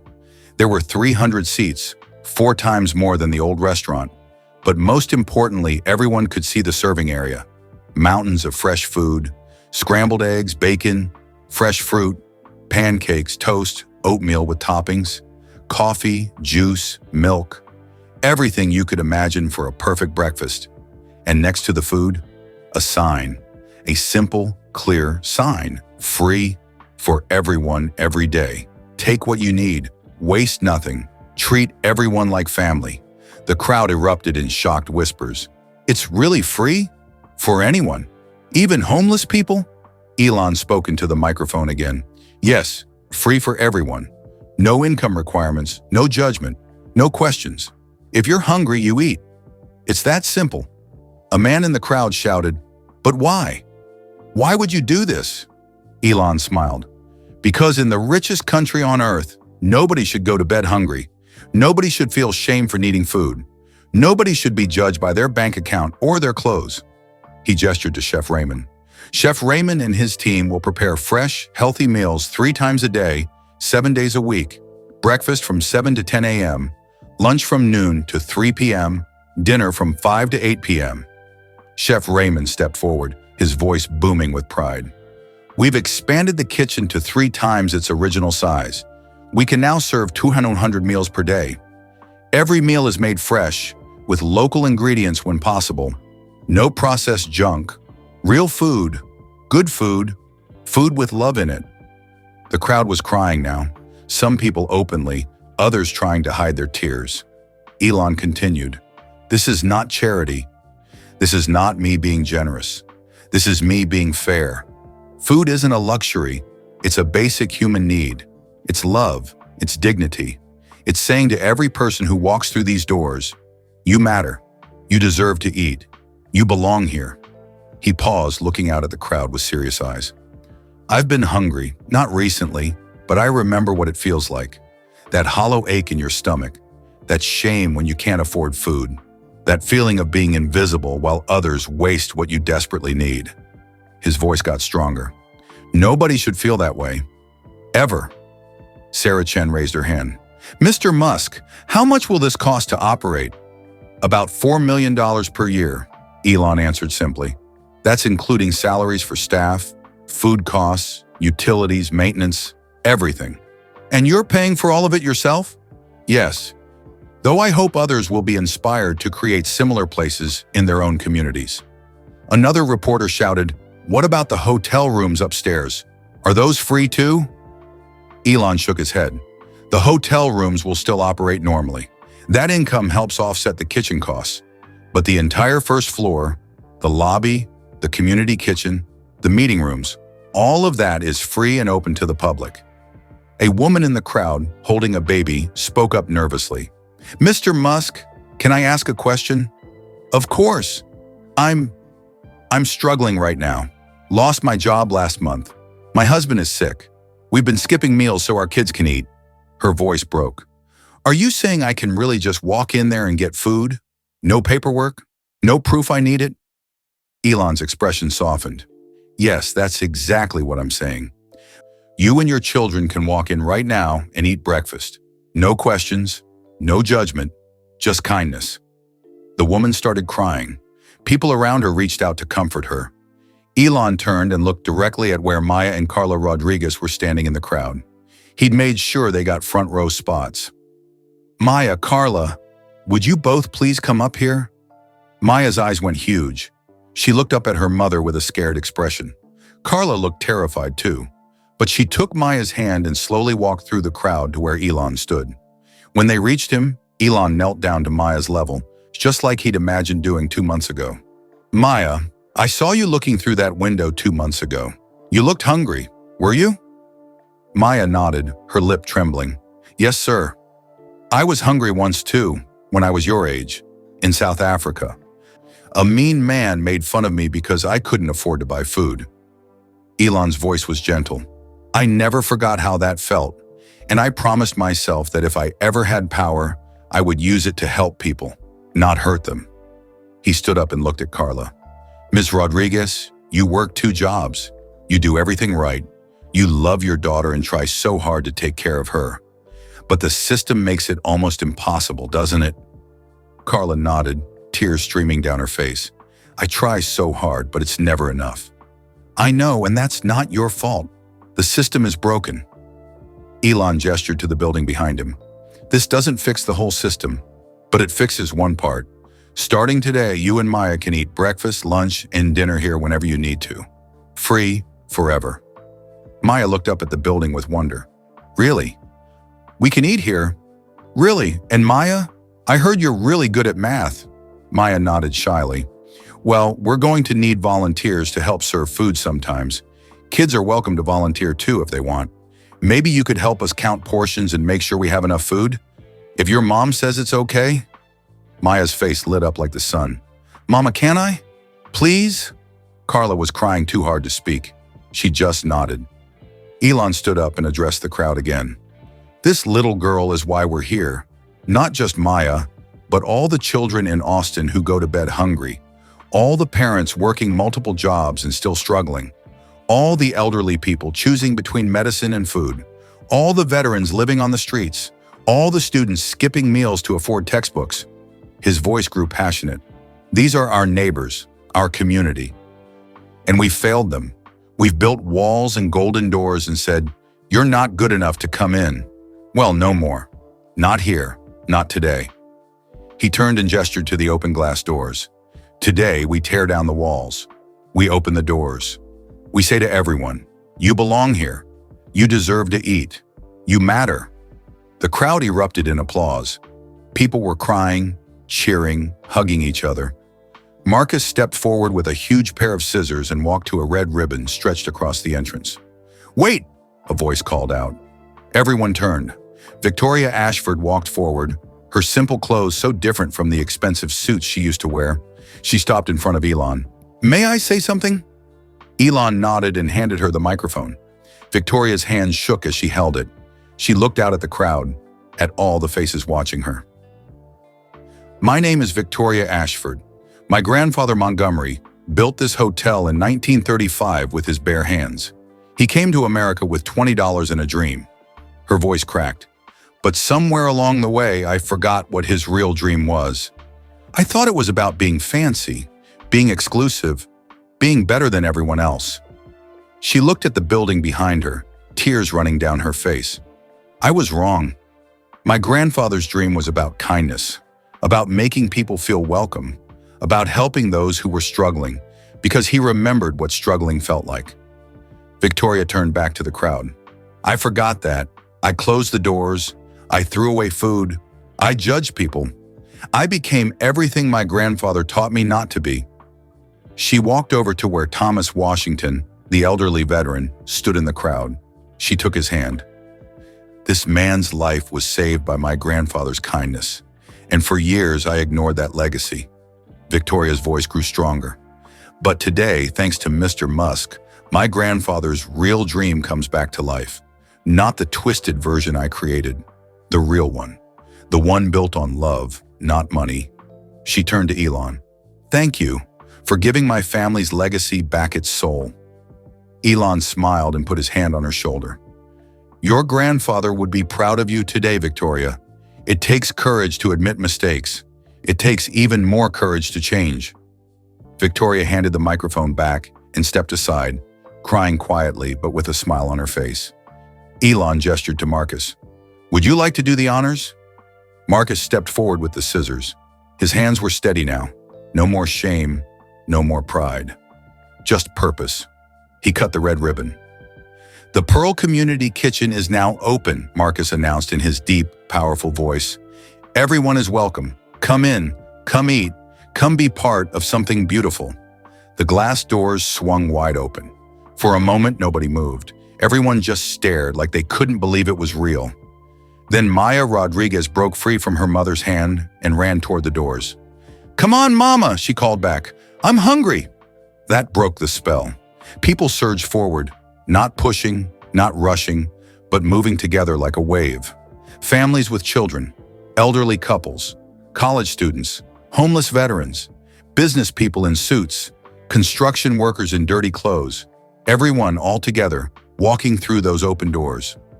Carla caught up with Maya at the entrance. They stood there for a moment, looking inside at the warm, bright space, at the mountains of food, at the smiling staff waiting to serve them. "Is this real, Mama?" Maya whispered. "I think so, baby," Carla whispered back. "I think it's real." They walked inside together. Inside the Pearl Community Kitchen, warm air wrapped around Carla and Maya like a hug. The smell of fresh food made Maya's stomach growl again, but this time it was a happy sound. Excited, hopeful. "Mama, look!" Maya pointed at everything at once. The bright yellow walls, the long wooden tables, the smiling people in white aprons, the mountains of food behind the serving counter. Carla stood frozen, her hand gripping Maya's tightly. She couldn't believe what she was seeing. This was real, actually real. "Welcome!" a cheerful voice called out. A young woman with a warm smile approached them.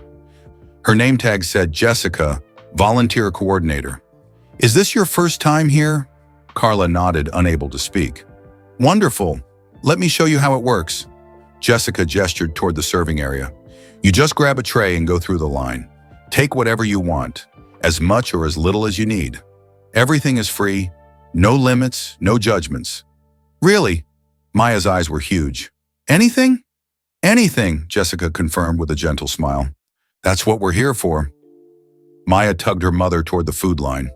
Other families were already filling their trays, construction workers still dusty from job sites, elderly couples helping each other, college students, a businessman in an expensive suit, a homeless man with a weathered face but clean clothes. Everyone together, no sections, No first class or economy, just people. Chef Raymond stood behind the counter in his white chef's coat, personally serving food. When he saw Maya, his stern face broke into a warm smile. "Well, hello there, young lady. What can I get for you?" Maya stared at the options. Fresh scrambled eggs, crispy bacon, golden pancakes, fresh fruit, strawberries, blueberries, sliced oranges, warm oatmeal with brown sugar and cinnamon, toast with real butter. I don't know," Maya whispered. "It all looks so good." "Then try a little of everything," Chef Raymond said. "That's what breakfast is for, trying new things and filling your belly with happiness." He loaded Maya's plate with small portions of everything. Then he did the same for Carla, who was crying quietly, overwhelmed by this unexpected kindness. "Thank you," Carla whispered. "You have no idea what this means." Chef Raymond's eyes got soft. "I think I do, ma'am. My own mother worked 3 jobs when I was young. I remember being hungry. I remember the shame." He gestured around the beautiful space. "That's why I'm here. Nobody should feel that shame. Ever." Carla and Maya found seats at a long wooden table. Next to them sat Thomas, the elderly veteran, and across from them, a young college student was already eating breakfast. "First time?" Thomas asked kindly. Carla nodded, wiping her eyes. "It's okay to cry," Thomas said gently. "I cried the first time someone showed me this kind of kindness too. About 30 years ago, actually. Right in this very building." Maya took a bite of scrambled eggs. Her eyes went wide.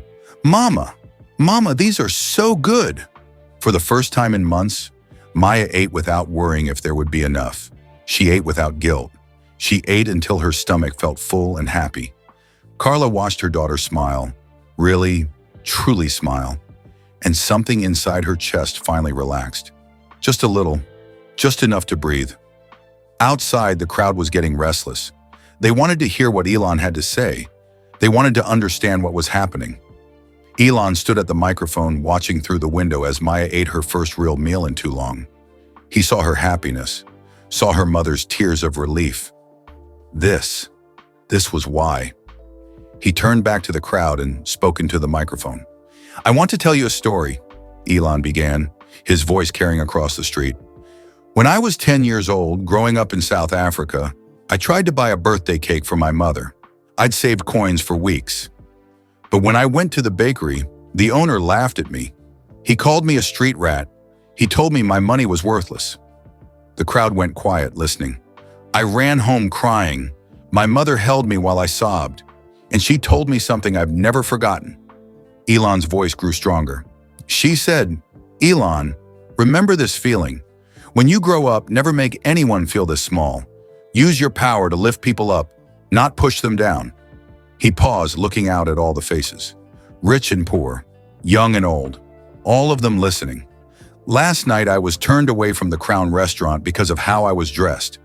The doorman looked at my old jeans and coffee-stained shirt and decided I didn't belong." Elon gestured toward Marcus, who stood tall and proud in his blue kindness coordinator shirt. Marcus has since apologized. He's learned. He's changed. That's what matters. Marcus nodded, his face serious but not ashamed anymore. "But while I was standing there, feeling that old childhood shame, I saw something that changed everything." Elon's voice softened. "I saw a little girl, 7 years old, hungry, pressing her face against the restaurant window, staring at food she couldn't have, food that would later be thrown in the trash." He let that sink in. The crowd shifted uncomfortably.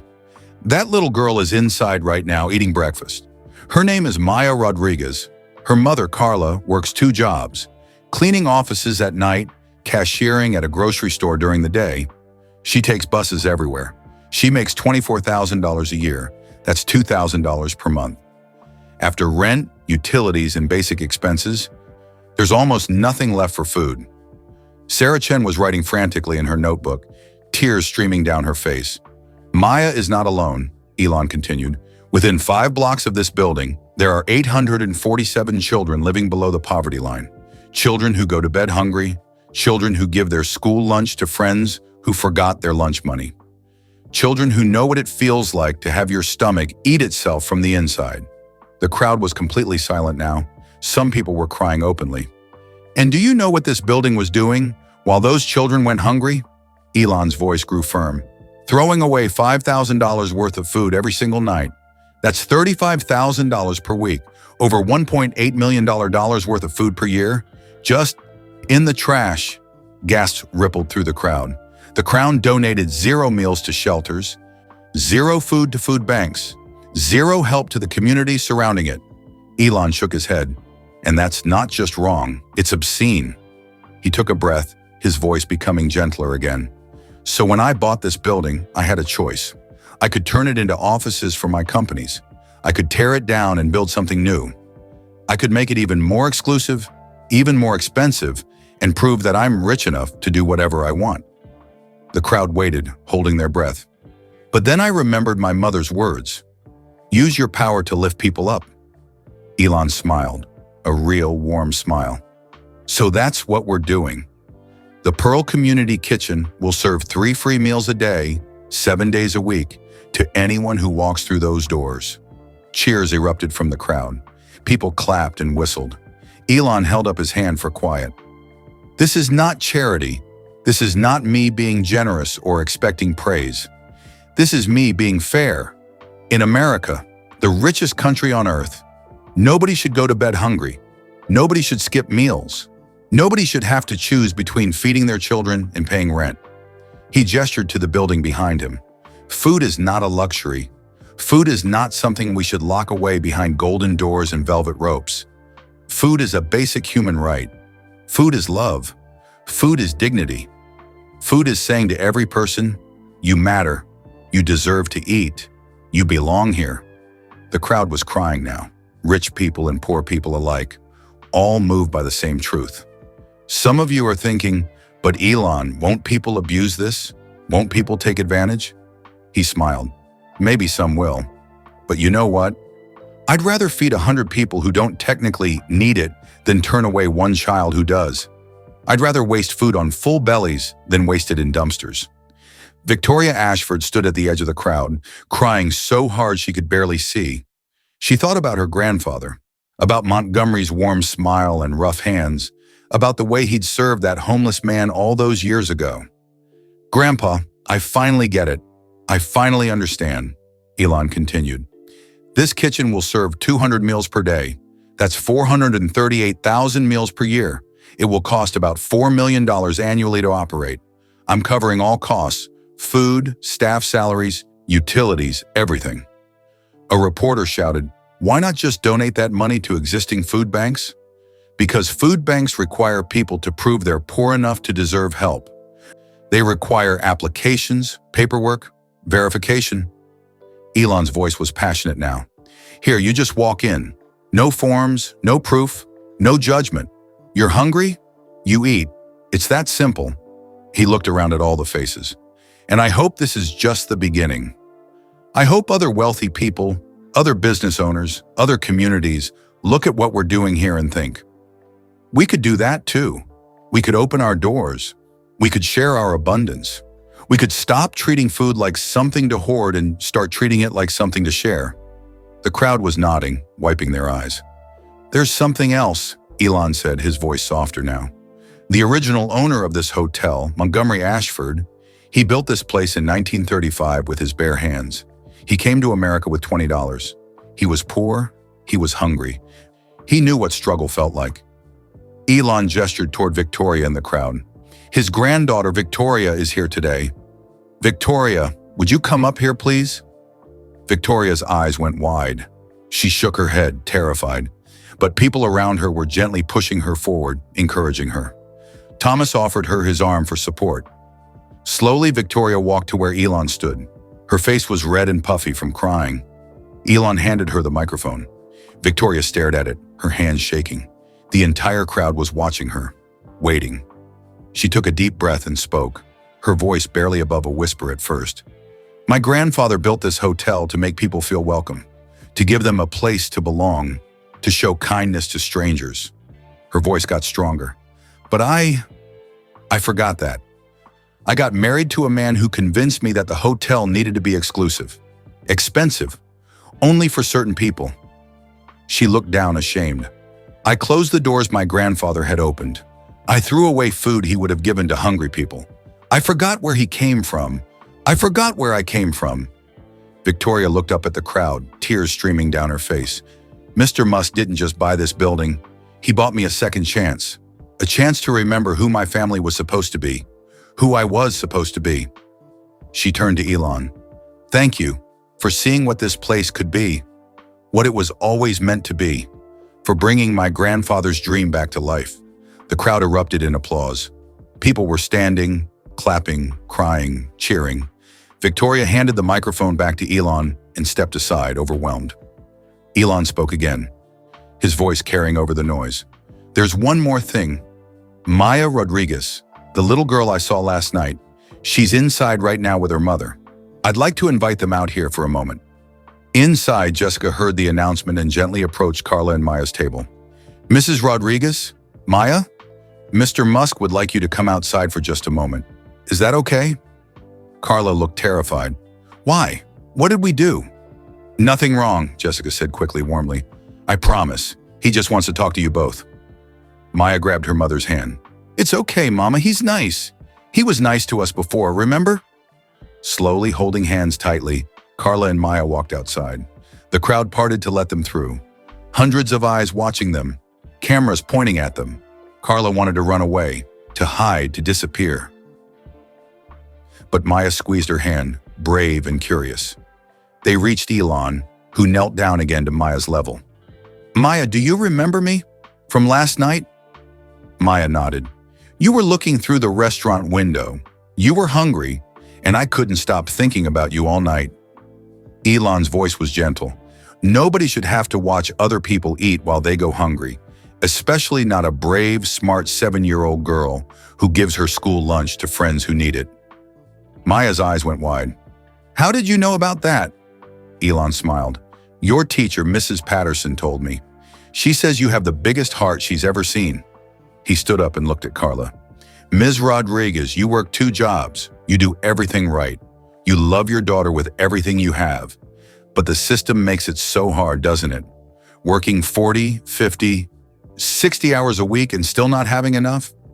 Carla nodded, unable to speak, tears flowing freely.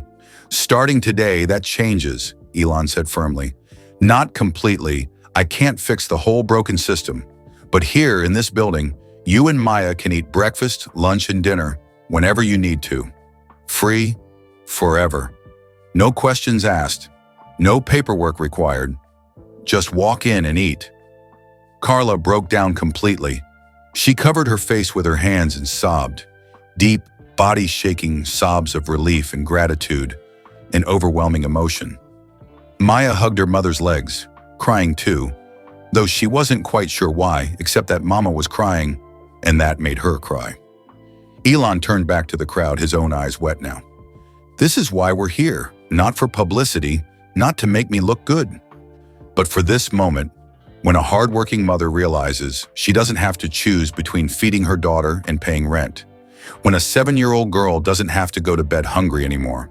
When dignity is restored to people who never should have lost it in the first place. The crowd was openly weeping now. Rich and poor, young and old, cynics and believers, all of them moved by the raw, honest emotion of the moment. Food isn't a luxury, Elon said again, his voice strong and clear. Food is love, and love should never be locked behind golden doors. He held out his hand toward the open glass doors. The Pearl Community Kitchen is now open. Everyone is welcome. Come in. Come eat. Come be part of something beautiful. The crowd surged forward, not pushing, not shoving, but moving together like a wave. People helping elderly neighbors navigate the sidewalk. Parents lifting small children onto their shoulders so they could see. Strangers becoming community members, all moving toward those wide, welcoming doors. Marcus stood at the entrance, but he wasn't blocking anyone. Instead, he was greeting them, shaking hands, smiling warmly, welcoming everyone with genuine kindness. Welcome to the Pearl, he said over and over. Please come in. There's plenty for everyone. Sarah Chen, the reporter, stopped writing and just watched, tears streaming down her face. This was more than a news story. This was hope made real. This was what the world could be if people chose kindness over greed, if they chose community over exclusivity, if they remembered that everyone, rich or poor, clean or dirty, dressed up or dressed down, deserved dignity. Inside, the cafeteria filled with people. Chef Raymond and his team worked joyfully, serving plate after plate of fresh, hot food. The tables filled with an incredible mix of humanity, CEOs sitting next to homeless veterans, college students next to elderly grandmothers, all of them eating together, talking, laughing, sharing space and time and meals. Maya sat at her table, finishing her strawberries when a little boy about her age sat down across from her. He looked nervous and shy. "Hi," Maya said, smiling. "I'm Maya. What's your name?" "Tommy," the boy said quietly. "From your school. You gave me your lunch yesterday." Maya's eyes lit up. "Tommy, you're here too. My mom heard about this place. We came together." Tommy looked around in wonder. "It's like magic. All this food for free." "I know," Maya agreed. "Want to share my strawberries?" Tommy smiled, a big, genuine smile. "Okay." Two children, both hungry yesterday, both full today, sharing strawberries and becoming friends. Outside, Elon stood with Victoria, watching through the windows as the community came together. "Your grandfather would be proud," Elon said softly. Victoria wiped her eyes. "I hope so. I wasted so many years forgetting what mattered. But you remember now. That's what counts." Elon smiled. "And Victoria, the trust fund I set up for you, the extra 47 million? Use it however you want. But I think you know how your grandfather would want you to use it." Victoria looked at him surprised. "What trust fund?" Elon pulled out a document and handed it to her. "I didn't just pay you 120 million. I paid you 120 million and set up an additional 47 million in a trust account in your name. It's yours, completely yours, no strings attached." Victoria stared at the paper, shocked. But why? You didn't have to do that. I lost the hotel because of my own mistakes. I know, but your grandfather came from nothing and built something beautiful. He deserves to have his family taken care of." Elon's voice was gentle. "Use the money wisely. Maybe start something that honors his memory. Maybe volunteer here. Maybe help other people who are lost find their way back, the way you're finding yours." Victoria couldn't speak. She just nodded, overwhelmed by this unexpected grace. Inside the Pearl Community Kitchen, Maya had finished her breakfast. Her belly was full. Her heart was happy. She turned to her mother and said the words Carla had been waiting months to hear. "Mama, I'm not hungry anymore." Carla pulled her daughter close and held her tight, crying tears of relief and joy. "Me neither, baby," she whispered. "Me neither." And in that moment, surrounded by community and kindness and the smell of fresh food, everything felt different, not perfect. The world was still broken in many ways. Carla still had to work 2 jobs. The rent was still due. Bills still needed paying. But for right now, in this moment, they had enough. And sometimes, enough is everything. The morning sunlight streamed through the tall windows of the Pearl Community Kitchen, making everything glow like it was touched by magic. Maya sat at her table, her belly full for the first time in so long. She swung her legs back and forth under her chair, happy and content. Next to her, Tommy was finishing his pancakes. Across from them, an elderly woman named Mrs. Chen smiled at the children while she ate her oatmeal slowly, savoring every bite. "These pancakes are better than my grandma's," Tommy whispered to Maya. "But don't tell her I said that." Maya giggled. "I won't. It's our secret." Carla sat next to her daughter, watching Maya laugh and smile. When was the last time she'd seen her baby this happy? This light? A woman about Carla's age sat down at their table, carrying a tray. She had kind eyes and wore a cleaning company uniform just like Carla's. "Hi," the woman said shyly. "I'm Rosa. I work nights too, downtown office buildings." Carla's eyes widened. "Me too. Pacific Tower and the Hartman Building." "I do Central Plaza and the bank buildings on 6th Street. Rosa smiled. "It's nice to meet someone who understands." "You have kids?" Carla asked. 3, ages 9, 6, and 4. Rosa's voice got quiet. "My husband left 2 years ago. It's been hard." Carla reached across the table and squeezed Rosa's hand. I know. Maya's father left when she was 2. Some days I don't know how we survive. But we do, Rosa said softly, because we have to, because they need us. She looked at Maya and Tommy laughing together. And now we have this place, somewhere our kids can eat. The two mothers sat together, eating breakfast, sharing their stories. For the first time, they didn't feel alone. They didn't feel invisible. They felt seen. At another table, Thomas the veteran sat with 3 other homeless men. They were all clean. The Pearl had set up shower facilities in the basement, free for anyone to use before meals. I can't believe this is real, said a younger veteran named Marcus, not the doorman. His name was Marcus Taylor, and he'd been sleeping under the highway overpass for 6 months. It's real, Thomas said, smiling. Montgomery Ashford would have loved this. This is exactly what he wanted this place to be. You knew him, Marcus Taylor asked. He saved my life in 1992, gave me food, gave me a job, gave me hope.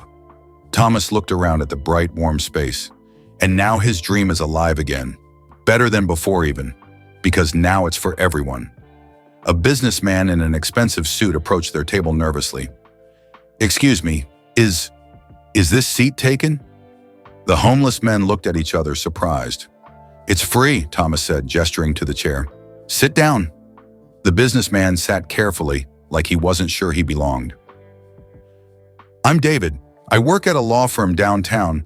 I saw the news this morning and I had to see it for myself. See what? Asked another homeless man named Peter. This. All of this. David gestured around. Rich people and poor people eating together. No walls, no separation. Just community. His voice got thick.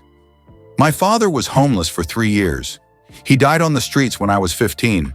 Nobody helped him. Nobody cared. Thomas put his hand on David's shoulder. A lot of people care, son. They just don't always know how to help. But now we have a place where caring meets action. David nodded, tears in his eyes. I want to volunteer here, every week. I want to serve food, clean tables, whatever you need, in memory of my father. That would be beautiful, Thomas said warmly. Your father would be proud. At the serving counter, Chef Raymond was in his element. His team moved like a well-choreographed dance, cooking, plating, serving, smiling. A teenage girl approached the counter timidly. She looked about 16 with dyed blue hair and multiple ear piercings. Her clothes were punk rock, ripped jeans, band t-shirt, heavy boots. Marcus Wellington, the doorman turned kindness coordinator, had been watching for exactly this moment. He'd learned his lesson about judging people by appearance. He walked over to the girl with a warm smile. Good morning. Welcome to the Pearl. First time here? The girl nodded, looking scared, like she was waiting to be turned away. Wonderful. I'm Marcus. What's your name? Sky, she said quietly. Well, Sky, you're in for a treat. Chef Raymond makes the best breakfast in Austin. What would you like to eat? I don't have money, Sky whispered, her face turning red. Nobody needs money here, Marcus said gently. Everything is free, always. You just take what you want and find a seat. Sky's eyes filled with tears. Really? You're not going to kick me out? I know I don't look like I belong here. Marcus felt his heart break a little. He thought about how he'd treated Elon Musk just 2 days ago, how he judged him by his clothes. Sky, listen to me carefully. Marcus knelt down a little so he could look her in the eyes. Everyone belongs here. You could show up in a ball gown or in your pajamas and you'd be equally welcome. We don't care what you look like. We care that you're human and you're hungry. That's all that matters. Sky broke down crying. Thank you. Thank you so much. Chef Raymond came around the counter and put a gentle hand on her shoulder. What do you like to eat, sweetheart? I love pancakes, Sky said through her tears. Then you're getting my special chocolate chip pancakes, and bacon, and fresh orange juice, and you're going to sit down and eat until you're full and happy, okay? Sky nodded, overwhelmed. Marcus watched her walk to a table, carrying her loaded tray. She sat down next to Mrs. Chen, who immediately started chatting with her like they were old friends. Elon, who had been watching from the side, walked over to Marcus. "You did good," Elon said quietly. Marcus smiled. "I'm learning, still learning, but I'm getting there." "That's all any of us can do," Elon said.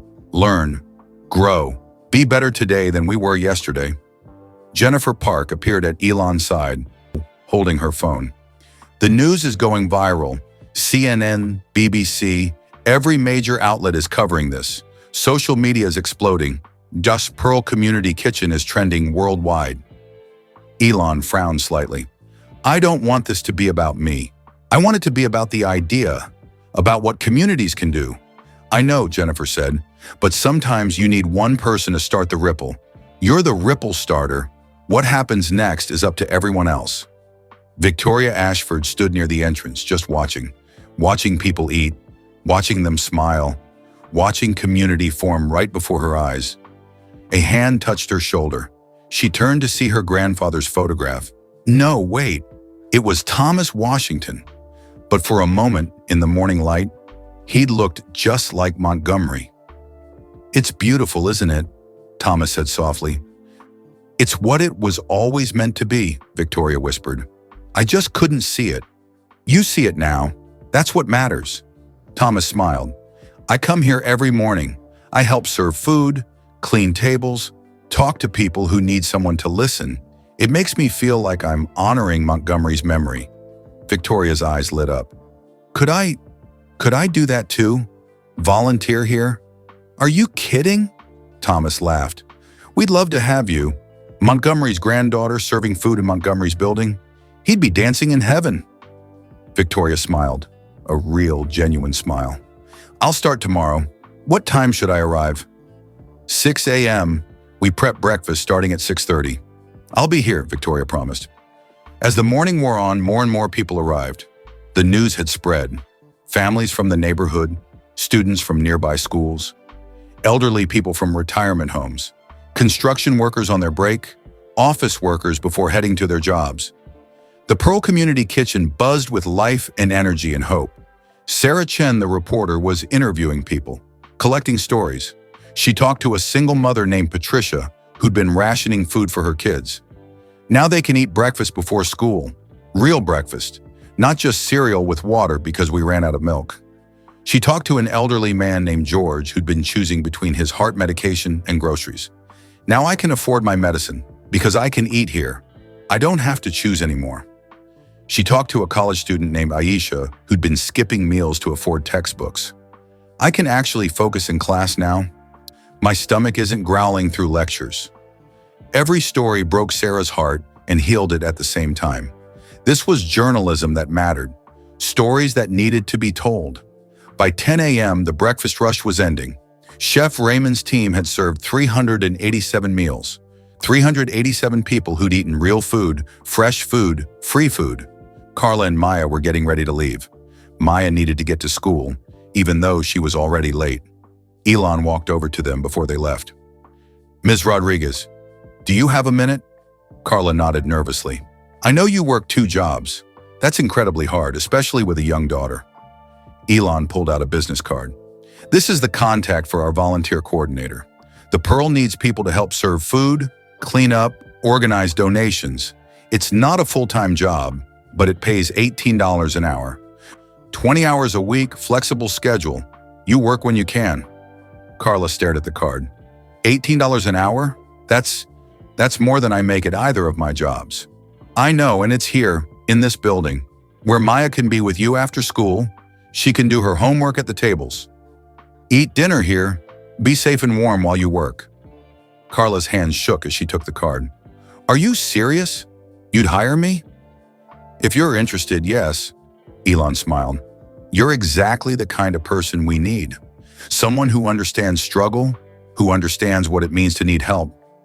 You'll treat people with dignity because you know what it feels like not to be treated with dignity."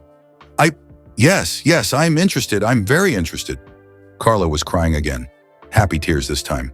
"Call that number today, set up an interview. But between you and me," Elon winked, "the job's already yours if you want it." Maya tugged on Elon's shirt. "Mr. Musk?" He knelt down. "Yes, Maya? Thank you for seeing me. At the window. Thank you for not walking past." Elon's eyes got wet. Thank you for being there, for reminding me why this work matters. Maya gave him a hug, spontaneous and pure and full of 7-year-old love. Elon hugged her back, thinking about himself at that age. Hungry, invisible, longing for someone to see him. When Maya and Carla left to catch the bus to school, Elon stood and looked around the Pearl Community Kitchen. It was everything he'd hoped for, everything his mother would have been proud of. Jennifer walked over. Boss, we have requests from 12 other cities asking how to start their own community kitchens. Dallas, Houston, San Antonio, Phoenix, Seattle. Everyone wants to replicate this. Good, Elon said. Share everything. The plans, the costs, the logistics. Don't keep it proprietary. Let anyone who wants to do this have access to everything we learn. You're not worried about people copying you? Jennifer, this isn't about credit. This is about feeding people. If 100 cities copy this idea, that's 100 cities where children don't go to bed hungry. That's a win. Marcus walked over, his kindness coordinator shirt already showing signs of hard work, a splash of orange juice, a smudge of syrup. Mr. Musk, we have a problem. Elon's face grew serious. What kind of problem? We ran out of strawberries. Kids kept asking for more strawberries. We went through 30 pounds in 3 hours. Elon laughed, a genuine, joyful laugh. Then order 60 pounds for tomorrow. Whatever people want, we provide. That's going to increase our food costs significantly. I don't care about costs, Marcus. I care about full bellies and happy faces. Order 100 pounds of strawberries if we need them. Order whatever makes people smile. Marcus grinned. Yes, sir. 100 pounds of strawberries coming up. As Marcus walked away, Victoria approached Elon. I've been thinking about the trust fund you set up, she said quietly. The $47 million. It's yours to use however you want, Elon said. I know, and I've decided. Victoria took a deep breath. I want to use half of it, $23.5 million, to create trust funds for other community kitchens. Help other people start them in other cities. In my grandfather's name. Elon's face broke into a huge smile. Victoria, that's perfect. That's exactly what Montgomery would have wanted. The other half I'm keeping for myself, not because I'm greedy, but because I need stability while I figure out who I'm supposed to be now. She looked embarrassed. Is that selfish? No, Elon said firmly. It's smart. You can't help others if you're drowning yourself. Take care of yourself first, then help others. That's the right order. Victoria smiled gratefully. I'm volunteering here tomorrow, starting at 6 a.m. I heard. Thomas told me. That's wonderful. I have a lot to learn about humility and service, a lot to unlearn about pride and exclusivity. Victoria looked around at the diverse crowd of people eating together. But this is where I need to start, where my grandfather started, feeding people, one meal at a time. Elon put his hand on her shoulder. Welcome home, Victoria. As the morning light grew brighter, the Pearl Community Kitchen continued to buzz with life. People eating, people talking, people connecting across lines that usually divided them. Lines of class, race, age, status. In one corner, a homeless veteran was teaching a college student how to play chess using a board someone had donated. In another corner, a wealthy businessman was listening intently to a single mother's story, tears running down his face as he realized how hard some people's lives were. At a center table, children from 3 different families were coloring together, sharing crayons and laughter. This was the ripple. This was kindness spreading like Montgomery had always believed it would, touching one person, then another, until the whole pond was filled with movement. Chef Raymond emerged from the kitchen, wiping his hands on his apron. He looked tired but radiantly happy. How are we doing on food? Elon asked. We'll need to restock for lunch. We went through more than expected. People are hungrier than I thought. Raymond smiled. But that's good. That means we're reaching people who really need us. Order double what you think we'll need, Elon said. I'd rather have leftovers than run out. What do we do with leftovers? Pack them up. Let people take them home. A full belly now is good. A full belly tomorrow is better. Raymond nodded. You're a good man, Mr. Musk. Montgomery would have liked you. As Elon walked through the Pearl, greeting people, listening to stories, watching community form in real time, he felt something he hadn't felt in a long time. Peace. Not the peace of having no problems. He still had rockets to build, cars to design, companies to run, but the peace of knowing he was using his power correctly, using his wealth the way it was meant to be used, lifting people up instead of pushing them down. His phone buzzed, a text from his mother, May, who was in South Africa. "I saw the news. I'm watching it on television right now. Darling, I'm so proud of you. You remembered.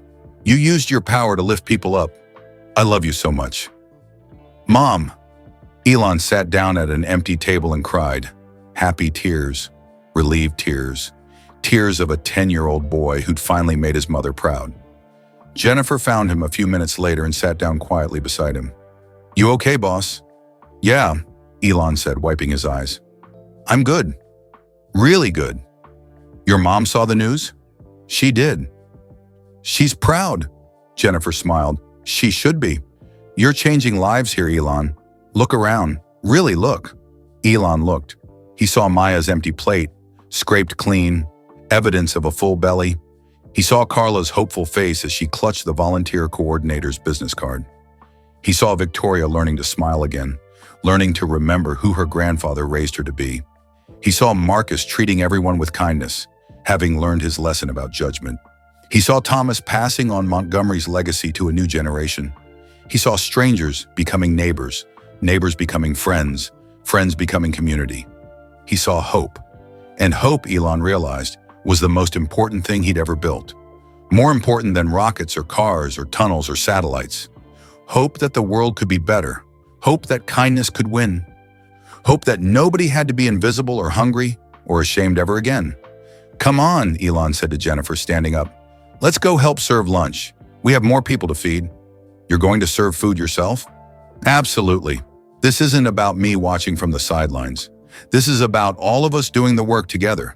And so Elon Musk, one of the richest men in the world, put on a white apron and stood behind the counter next to Chef Raymond, ready to serve lunch to anyone who walked through those open glass doors. Rich or poor, famous or unknown, dressed up or dressed down. Because at the Pearl Community Kitchen, everyone was equal. Everyone was welcome. Everyone was home. 6 months had passed since the Pearl Community Kitchen opened its doors. It was now July, and the Texas summer heat made the air shimmer above the sidewalk. But inside the Pearl, it was cool and welcoming, just like always. Sarah Chen sat at her desk at the Austin Daily News, staring at her computer screen. She'd been following the Pearl story since day one, writing article after article about its impact on the community. The numbers were incredible. 438,000 meals served in 6 months, 1,200 people fed every single day, 0 people turned away, 247 volunteers now working regular shifts. 12 other cities had opened similar community kitchens, but Sarah had noticed something strange in the public financial records, something that didn't quite add up. She'd been digging through documents for weeks, trying to understand what she was seeing, and this morning she'd finally figured it out. Her hands shook as she picked up her phone and called Elon Musk's office. "Mr. Musk's office." "Jennifer speaking?" "Hi, Jennifer. This is Sarah Chen from the Austin Daily News. I've been covering the Pearl story since the beginning." "Oh, yes, Sarah. Your articles have been wonderful. How can I help you?" "I need to interview Mr. Musk. I've discovered something in the public financial records. Something important." Jennifer's voice became cautious. "What kind of something?" "I'd rather discuss it with Mr. Musk directly. It's not bad news, I promise, but it's significant. It changes the entire story." There was a pause, then Jennifer said, "Can you come to the Pearl this afternoon? Around 2 p.m.? Mr. Musk will be there serving lunch." "I'll be there. Thank you, Jennifer." Sarah hung up and looked at the documents spread across her desk. The truth was right there in black and white. She just couldn't believe it had taken her 6 months to see it. At 2 p.m., Sarah walked into the Pearl Community Kitchen. Even after 6 months, the sight still took her breath away. The large room was full of people eating lunch. She recognized so many faces now, regulars who came every day, people whose lives had changed because of this place. There was Maya Rodriguez, now 8 years old, sitting at a table doing her summer reading homework. Her mother Carla was behind the counter, wearing a Pearl volunteer shirt, helping serve food with a huge smile on her face. There was Mrs. Chen, the elderly woman, eating soup and chatting with Sky, the teenage girl with blue hair. They'd become unlikely best friends over the past months. There was Thomas Washington, still volunteering every single day, his laughter filling the room as he joked with the other diners. And there, behind the serving counter, wearing a white apron, was Elon Musk. He was scooping mashed potatoes onto plates, talking to each person as they came through the line. Sarah walked over to him. "Mr. Musk, I'm Sarah Chen. We spoke on the phone through Jennifer." Elon looked up and smiled. "Sarah, your articles have been amazing. You've really captured what we're trying to do here." He handed his serving spoon to another volunteer. "Let's talk in the back office." They walked through the kitchen, where Chef Raymond was directing his team with the precision of a conductor leading an orchestra, and into a small office at the back. The office was simple: a desk, 2 chairs, a window looking out at the kitchen. On the wall hung a photograph. It showed an elderly man with white hair and kind eyes standing in front of the Grand Pearl Hotel in 1935, Montgomery Ashford. Sarah sat down, and Elon sat across from her. "So," Elon said, "what did you find?" Sarah pulled out a folder full of documents. "I've been going through the public financial records, the purchase agreement for the Grand Pearl Hotel, the transfer of ownership, the trust accounts." Elon nodded, his face neutral. "You paid Victoria Ashford $120 million for this building," Sarah continued, "but according to every appraisal I could find, the building was only worth $73 million. You overpaid by exactly $47 million. "That's correct," Elon said calmly. $47 million was the exact amount Victoria owed to the banks. The exact amount she needed to avoid foreclosure. "Yes," Sarah leaned forward. "Mr. Musk, you didn't just buy this building. You engineered the perfect number to pay off her debts completely. You could have negotiated her down. She was desperate. She would have taken less. But you didn't." Elon smiled slightly but said nothing. "And then," Sarah continued, pulling out another document, "I found something else, something that's not widely known. You set up a trust fund. $47 million, the exact overpayment, was placed in an investment account in Victoria Ashford's name." She looked up at Elon. "You essentially gave her the building for free. You paid her $120 million, but $47 million went right back to her in a trust. So you really paid $73 million for the building, exactly what it was worth, and gave Victoria $47 million as a gift." Elon's expression didn't change. "The trust fund is public record. Anyone could find it." "But no one was looking," Sarah said. "Everyone assumed you just overpaid because you're rich and didn't care about the money. But that's not what happened, is it?" "What do you think happened, Sarah?" She took a deep breath. "I think you looked into Victoria's history. I think you found out about her grandfather, Montgomery, about how he came to America with nothing, about how he built this hotel with his bare hands, about how he was kind and generous and helped people." Elon nodded slowly. "And I think you realized that Victoria had lost her way. She'd forgotten her grandfather's lessons. She'd turned his dream into something cold and exclusive." Sarah's voice grew softer. "But you also realized she wasn't evil. She was just lost, hurt, trying to prove something to people who didn't deserve her efforts." "Keep going," Elon said quietly. "So you didn't just buy the building. You orchestrated a complete transformation. You took away the burden of debt that was crushing her. You gave her financial security so she could heal and find herself again. And you restored her grandfather's dream, not to punish her, but to remind her of who she was supposed to be." Sarah pulled out one more document. "And then, 3 months ago, Victoria donated $23.5 million from that trust fund to create the Ashford Community Kitchen Foundation. She's using her grandfather's money to help start community kitchens in 12 other cities." She looked directly into Elon's eyes. "You didn't just change this building, Mr. Musk. You changed Victoria. You gave her back her purpose, her identity, her connection to her grandfather's legacy. That was the real gift, wasn't it? Not the money, the redemption." Elon was quiet for a long moment. Then he said, "Why do you think I did all that?" Because someone did it for you once, Sarah said softly. Because when you were young and poor and hungry, someone saw past your circumstances and helped you, and you never forgot. You spent your whole life paying that kindness forward. Elon's eyes grew wet. My mother. When I was 10, after the baker humiliated me, my mother took me to a park. We fed bread to birds even though we barely had enough food for ourselves. She taught me that kindness isn't about having extra. It's about sharing what you have, even when it hurts. He looked at Montgomery's photograph on the wall. When I researched Victoria's family, I found out about Montgomery's story. He was just like my mother, poor but generous, struggling but kind. And I realized his granddaughter had forgotten those lessons because life had hurt her, her ex-husband, the pressure, the debt, the fear. So you saved her, Sarah said. No, Elon said firmly. I gave her the tools to save herself. There's a difference. I couldn't force her to change. I couldn't make her remember who she was. I could only create circumstances where she had the space and safety to rediscover it on her own. Sarah wiped her eyes. This is the real story, isn't it? Not just about a free cafeteria, about how one act of kindness, giving Victoria back her grandfather's legacy, rippled out to change an entire city. It's bigger than that, Elon said. He stood and walked to the window overlooking the kitchen. Through the glass, they could see Victoria Ashford. She was wearing a simple Pearl volunteer shirt, serving food alongside Carla. She was laughing, a genuine, free laugh, as she chatted with a homeless man about his day. Look at her, Elon said softly.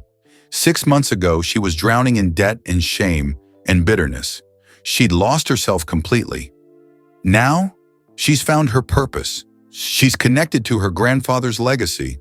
She's happy. He turned back to Sarah. The building doesn't matter. The money doesn't matter.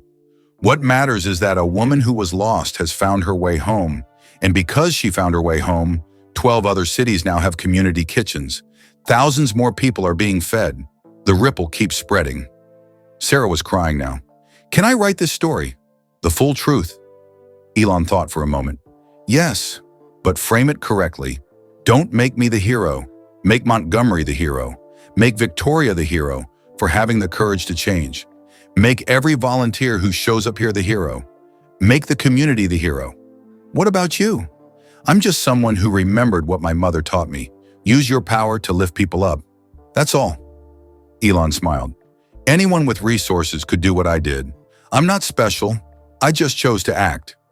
Sarah closed her folder. There's one more thing I need to ask.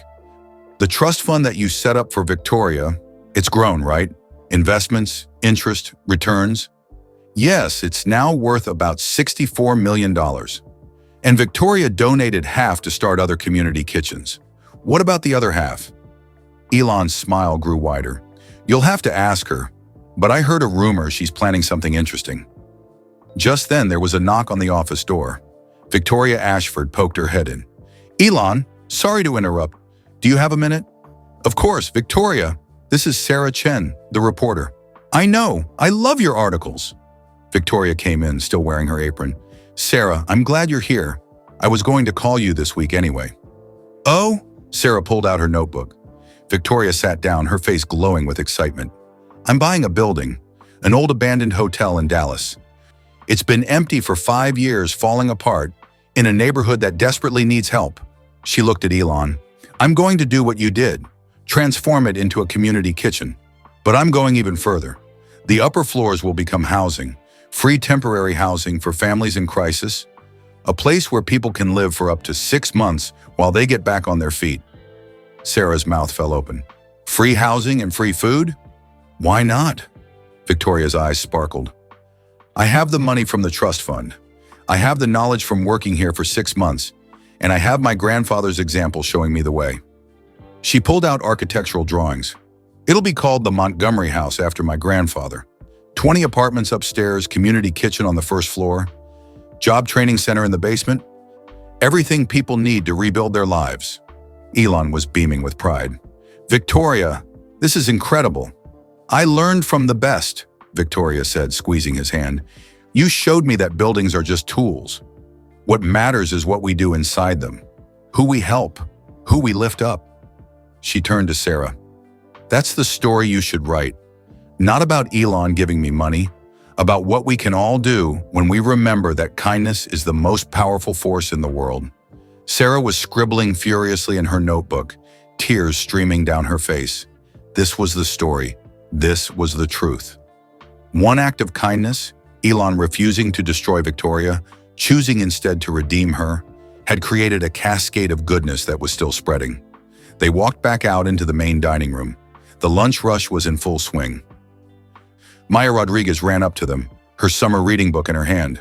Mr. Musk, I finished my book. Mrs. Patterson said I read at a 5th grade level now. Elon knelt down. Maya, that's amazing. I'm so proud of you. It's because I'm not hungry anymore, Maya said matter-of-factly. Mrs. Patterson says it's hard to learn when your tummy hurts, but now my tummy's always full, so I can think better. Such a simple thing, such a profound thing. A full stomach, a mind free to learn, a future full of possibilities. Carla walked over, wiping her hands on her apron. In 6 months, she looked like a different person. The dark circles under her eyes were gone. She'd gained healthy weight. She smiled constantly. Mr. Musk, I wanted to tell you, I got accepted into the community college nursing program. Night classes, starting in September. Maya will do her homework here while I work, and then we'll go home together after my shift. Carla, that's wonderful. Elon hugged her. You're going to be an amazing nurse. I never thought I could go to college. I never thought I could be anything more than... She trailed off, tears in her eyes.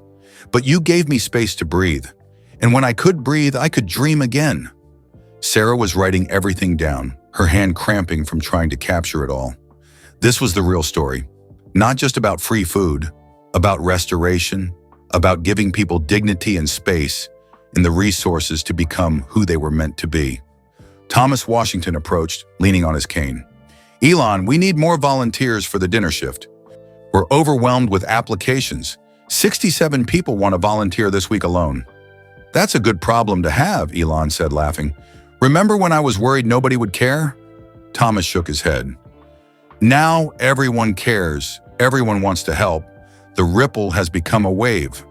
At 3 p.m., the lunch rush ended. The volunteers began cleaning up, chatting and laughing as they worked. Sarah watched Victoria and Carla cleaning tables together, a woman who used to own the building and a woman who used to be invisible. Now friends, now equals, now partners in this mission of kindness. She watched Maya and Tommy and 5 other children sitting in the corner, reading books together, their bellies full, their futures bright. She watched Marcus Wellington teaching a new volunteer how to greet people with genuine warmth instead of judgment. She watched Chef Raymond taste testing tomorrow's menu, making sure it would be perfect.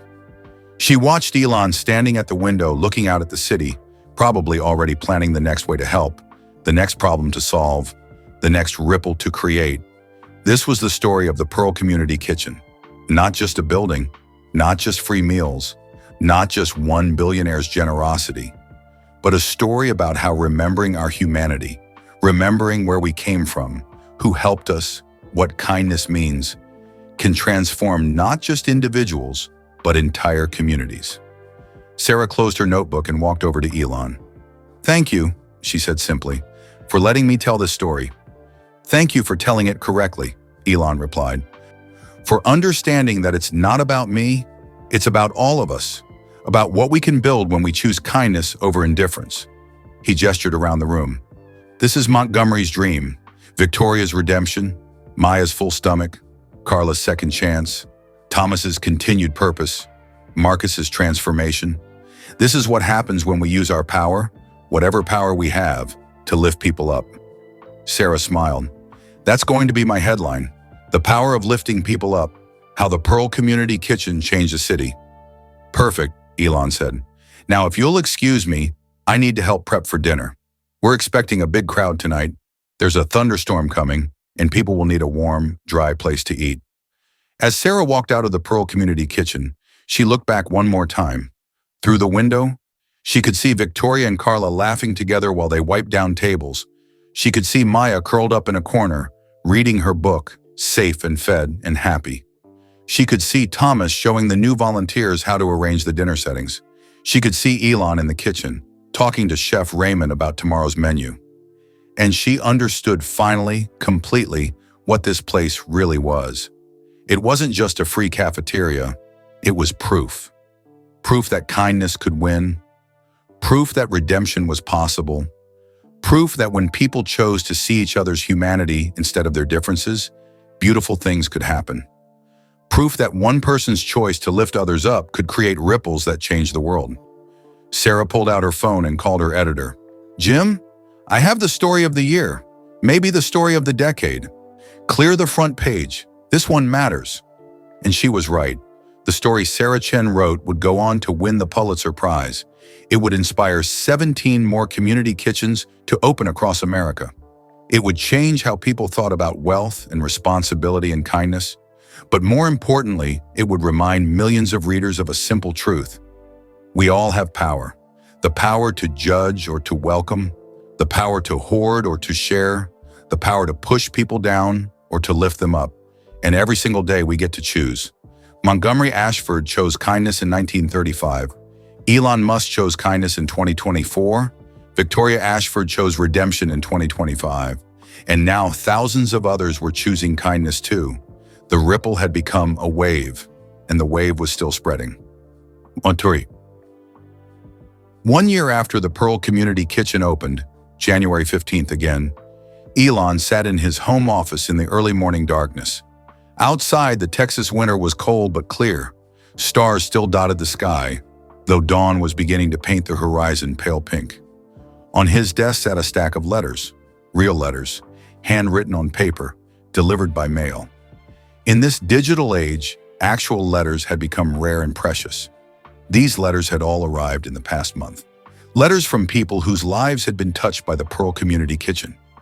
Jennifer had been collecting them, saving them for today, the 1-year anniversary.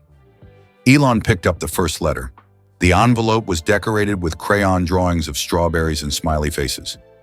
He opened it carefully. "Dear Mr. Musk, my name is Maya Rodriguez.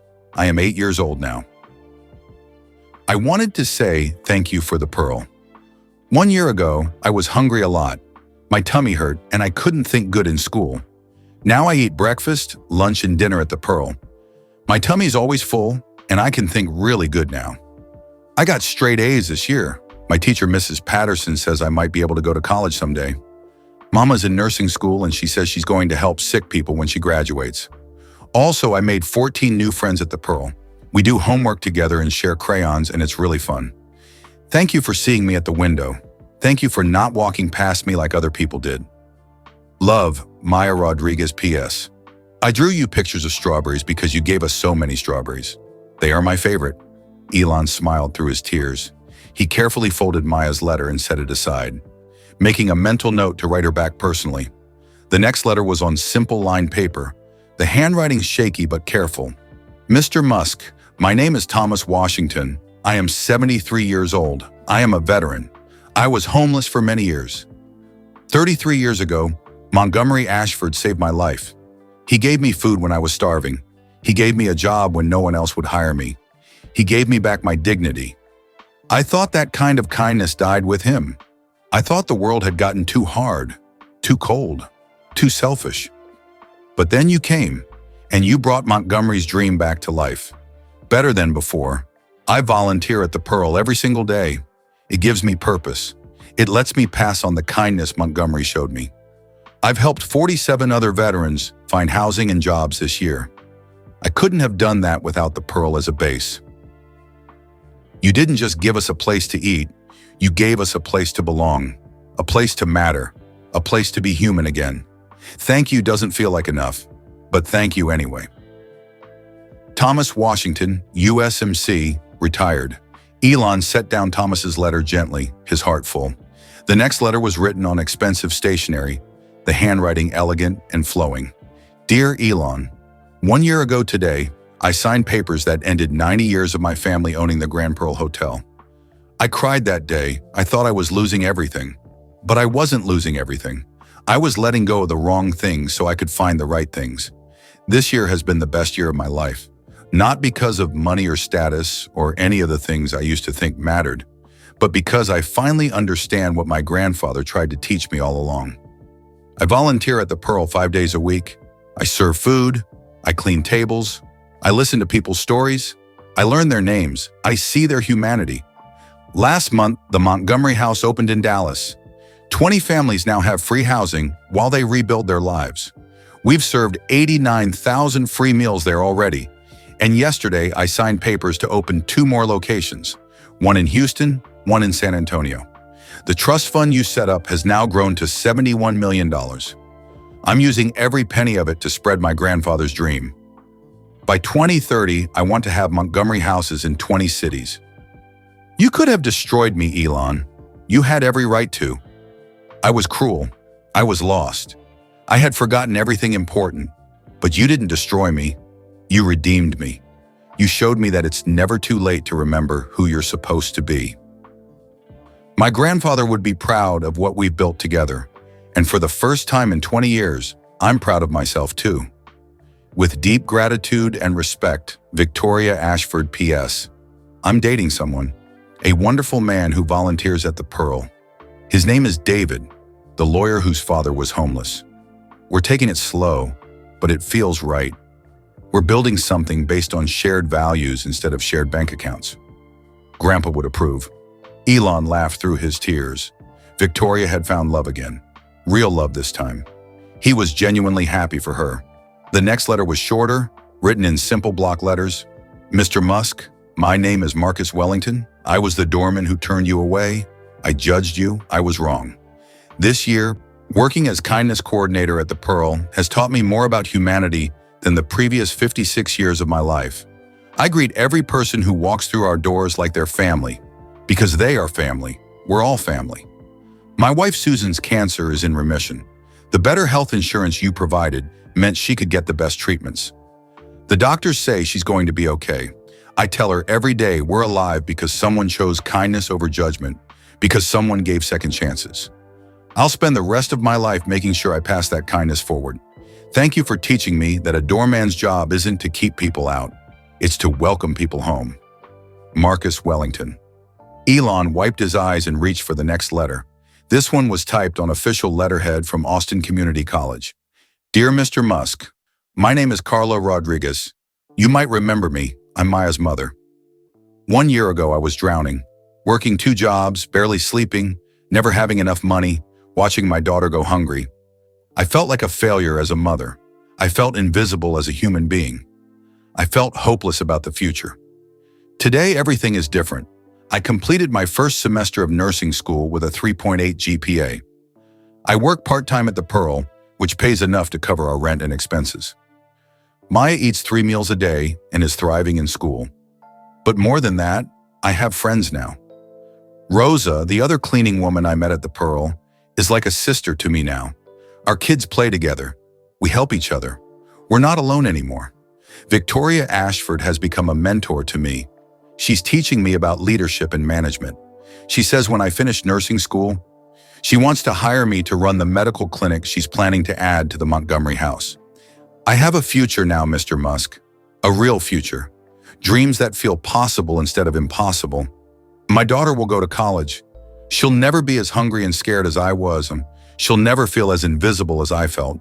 And it's all because you didn't walk past her when she pressed her face against that window.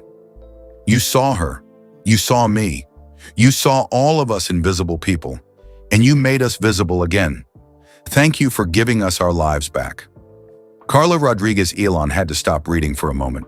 The weight of these letters, the lives changed, the futures restored, the hope rekindled, was almost too much to bear. But he picked up the next letter. This one was from Chef Raymond. Elon, 1 year ago, I was a good chef making expensive food for rich people who barely tasted it. Today, I'm a great chef making simple food for people who truly appreciate every bite. My team has grown from 30 people to 87. We serve 200 meals a day, 438,000 meals this year. We've perfected 200 recipes that are nutritious, delicious, and affordable. But the best part?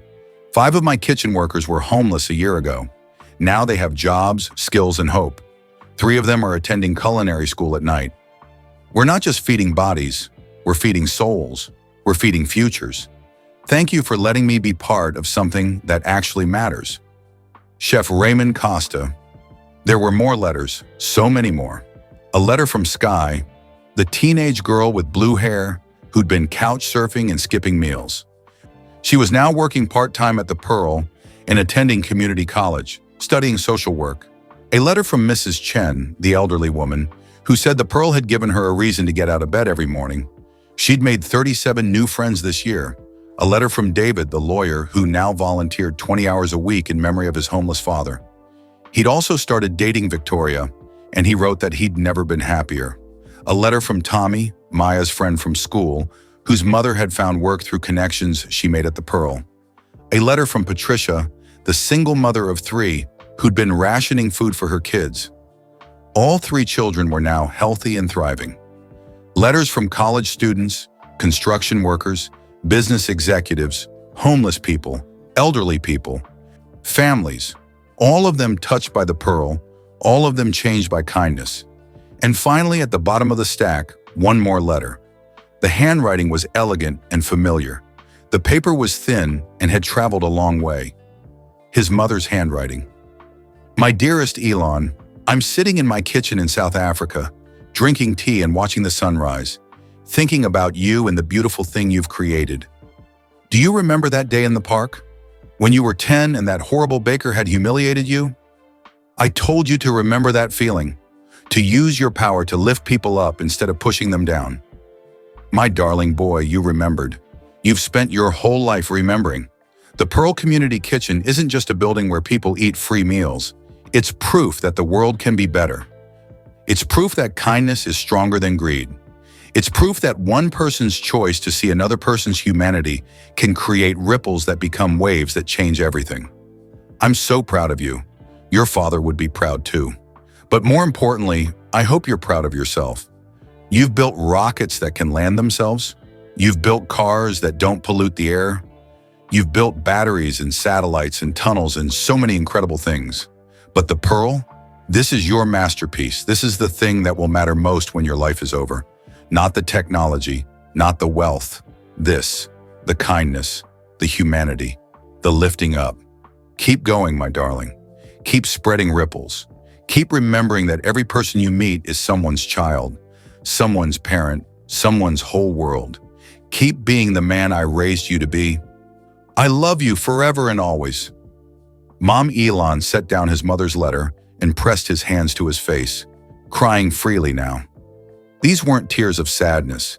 They were tears of fulfillment, of purpose, of knowing that his life meant something beyond rockets and cars and companies. His phone buzzed. A text from Jennifer. Boss, turn on the news. Channel 7, right now. Elon wiped his eyes and turned on the television in his office. The morning news was showing a live report from outside the Pearl Community Kitchen. Hundreds of people were gathered there. Volunteers, regulars, community members. They were holding candles and signs. The signs said things like, 1 year of kindness. The Pearl changed my life. Thank you for seeing us. Everyone belongs here. The news anchor was interviewing people in the crowd. This place saved my family, a woman said, crying. We were about to become homeless. Now my husband has a job, we have an apartment, and our kids are healthy, all because the Pearl gave us a safe place to eat while we got back on our feet. I was invisible before the Pearl, a homeless man said. Now I matter. Now I'm seen. Now I'm human again. Mr. Musk didn't just give us free food, Victoria Ashford said on camera, standing next to Carla and Maya. He gave us back our dignity. He reminded us that we all deserve kindness, regardless of our bank accounts or circumstances. The camera panned to show the building. Above the entrance, a new sign had been added. The Pearl Community Kitchen in memory of Montgomery Ashford. Kindness spreads like ripples in water. 1 year, 438,000 meals served, everyone welcome, always. Elon's phone rang. It was Jennifer. Did you see it? She asked. I'm watching now. The crowd organized this themselves. We didn't plan it. They just showed up to celebrate, to say thank you. It's not me they should thank, Elon said. It's each other. They're the ones who made this work. They're the ones who chose kindness. Boss, I have something else to tell you. What? 47 new community kitchens open this year across America. 12 more are scheduled to open in the next 3 months. The model is spreading faster than we ever imagined. Jennifer's voice got emotional. And it's not just wealthy people funding them. It's communities coming together. Churches, businesses, regular people pooling resources. Everyone wants to create their own pearl. Elon smiled. That's exactly what should happen. This was never supposed to be about me. It was supposed to be about the idea, about what's possible when we remember our humanity. You started something huge, Elon. Something important. No, Elon said firmly. Montgomery Ashford started it in 1935. I just reminded people it was possible. And now thousands of others are carrying it forward. That's how it should be. He looked at the stack of letters on his desk, at his mother's letter on top. Jennifer, I need you to do something for me. Anything. Write back to every person who sent a letter. Tell them I read every word. Tell them their stories matter. Tell them they're the real heroes, not me. I will. And set up a fund, $10 million for people who want to start community kitchens but don't have resources. Give them grants. Help them make it happen. That's beautiful. I'll set it up today. They said goodbye, and Elon turned back to the television. The reporter was now interviewing Maya Rodriguez. What does the pearl mean to you? The reporter asked, holding the microphone down to Maya's level. Maya thought for a moment, her face serious. Then she smiled. That beautiful, pure 8-year-old smile. It means I'm not invisible anymore. It means my tummy doesn't hurt. It means I can dream about being a teacher someday, and Mama says my dreams can come true now. She looked directly at the camera. And it means Mr. Musk saw me when I was hungry and scared, and he didn't walk past me. He stopped and he cared, and that changed everything. Maya held up a sign she'd made herself. It was covered in glitter and crayon drawings and said, "Thank you for not walking past." The reporter's voice cracked with emotion. There you have it. 1 year ago, Elon Musk was denied a table at an expensive restaurant. Instead of getting angry, he bought the building and turned it into a place where everyone can eat. 438,000 meals later, hundreds of lives are different. The Pearl Community Kitchen, proof that kindness can change the world. Elon turned off the television and sat in the quiet of his office. Through his window, he could see the sun rising over Austin. The sky was painted in shades of pink and gold and orange. A new day beginning, full of possibility. He thought about Maya's sign, "Thank you for not walking past." How many people did we all walk past every day? How many hungry children, struggling parents, invisible humans did we see without truly seeing? And what would the world look like if we all stopped walking past? If we all chose to see each other's humanity?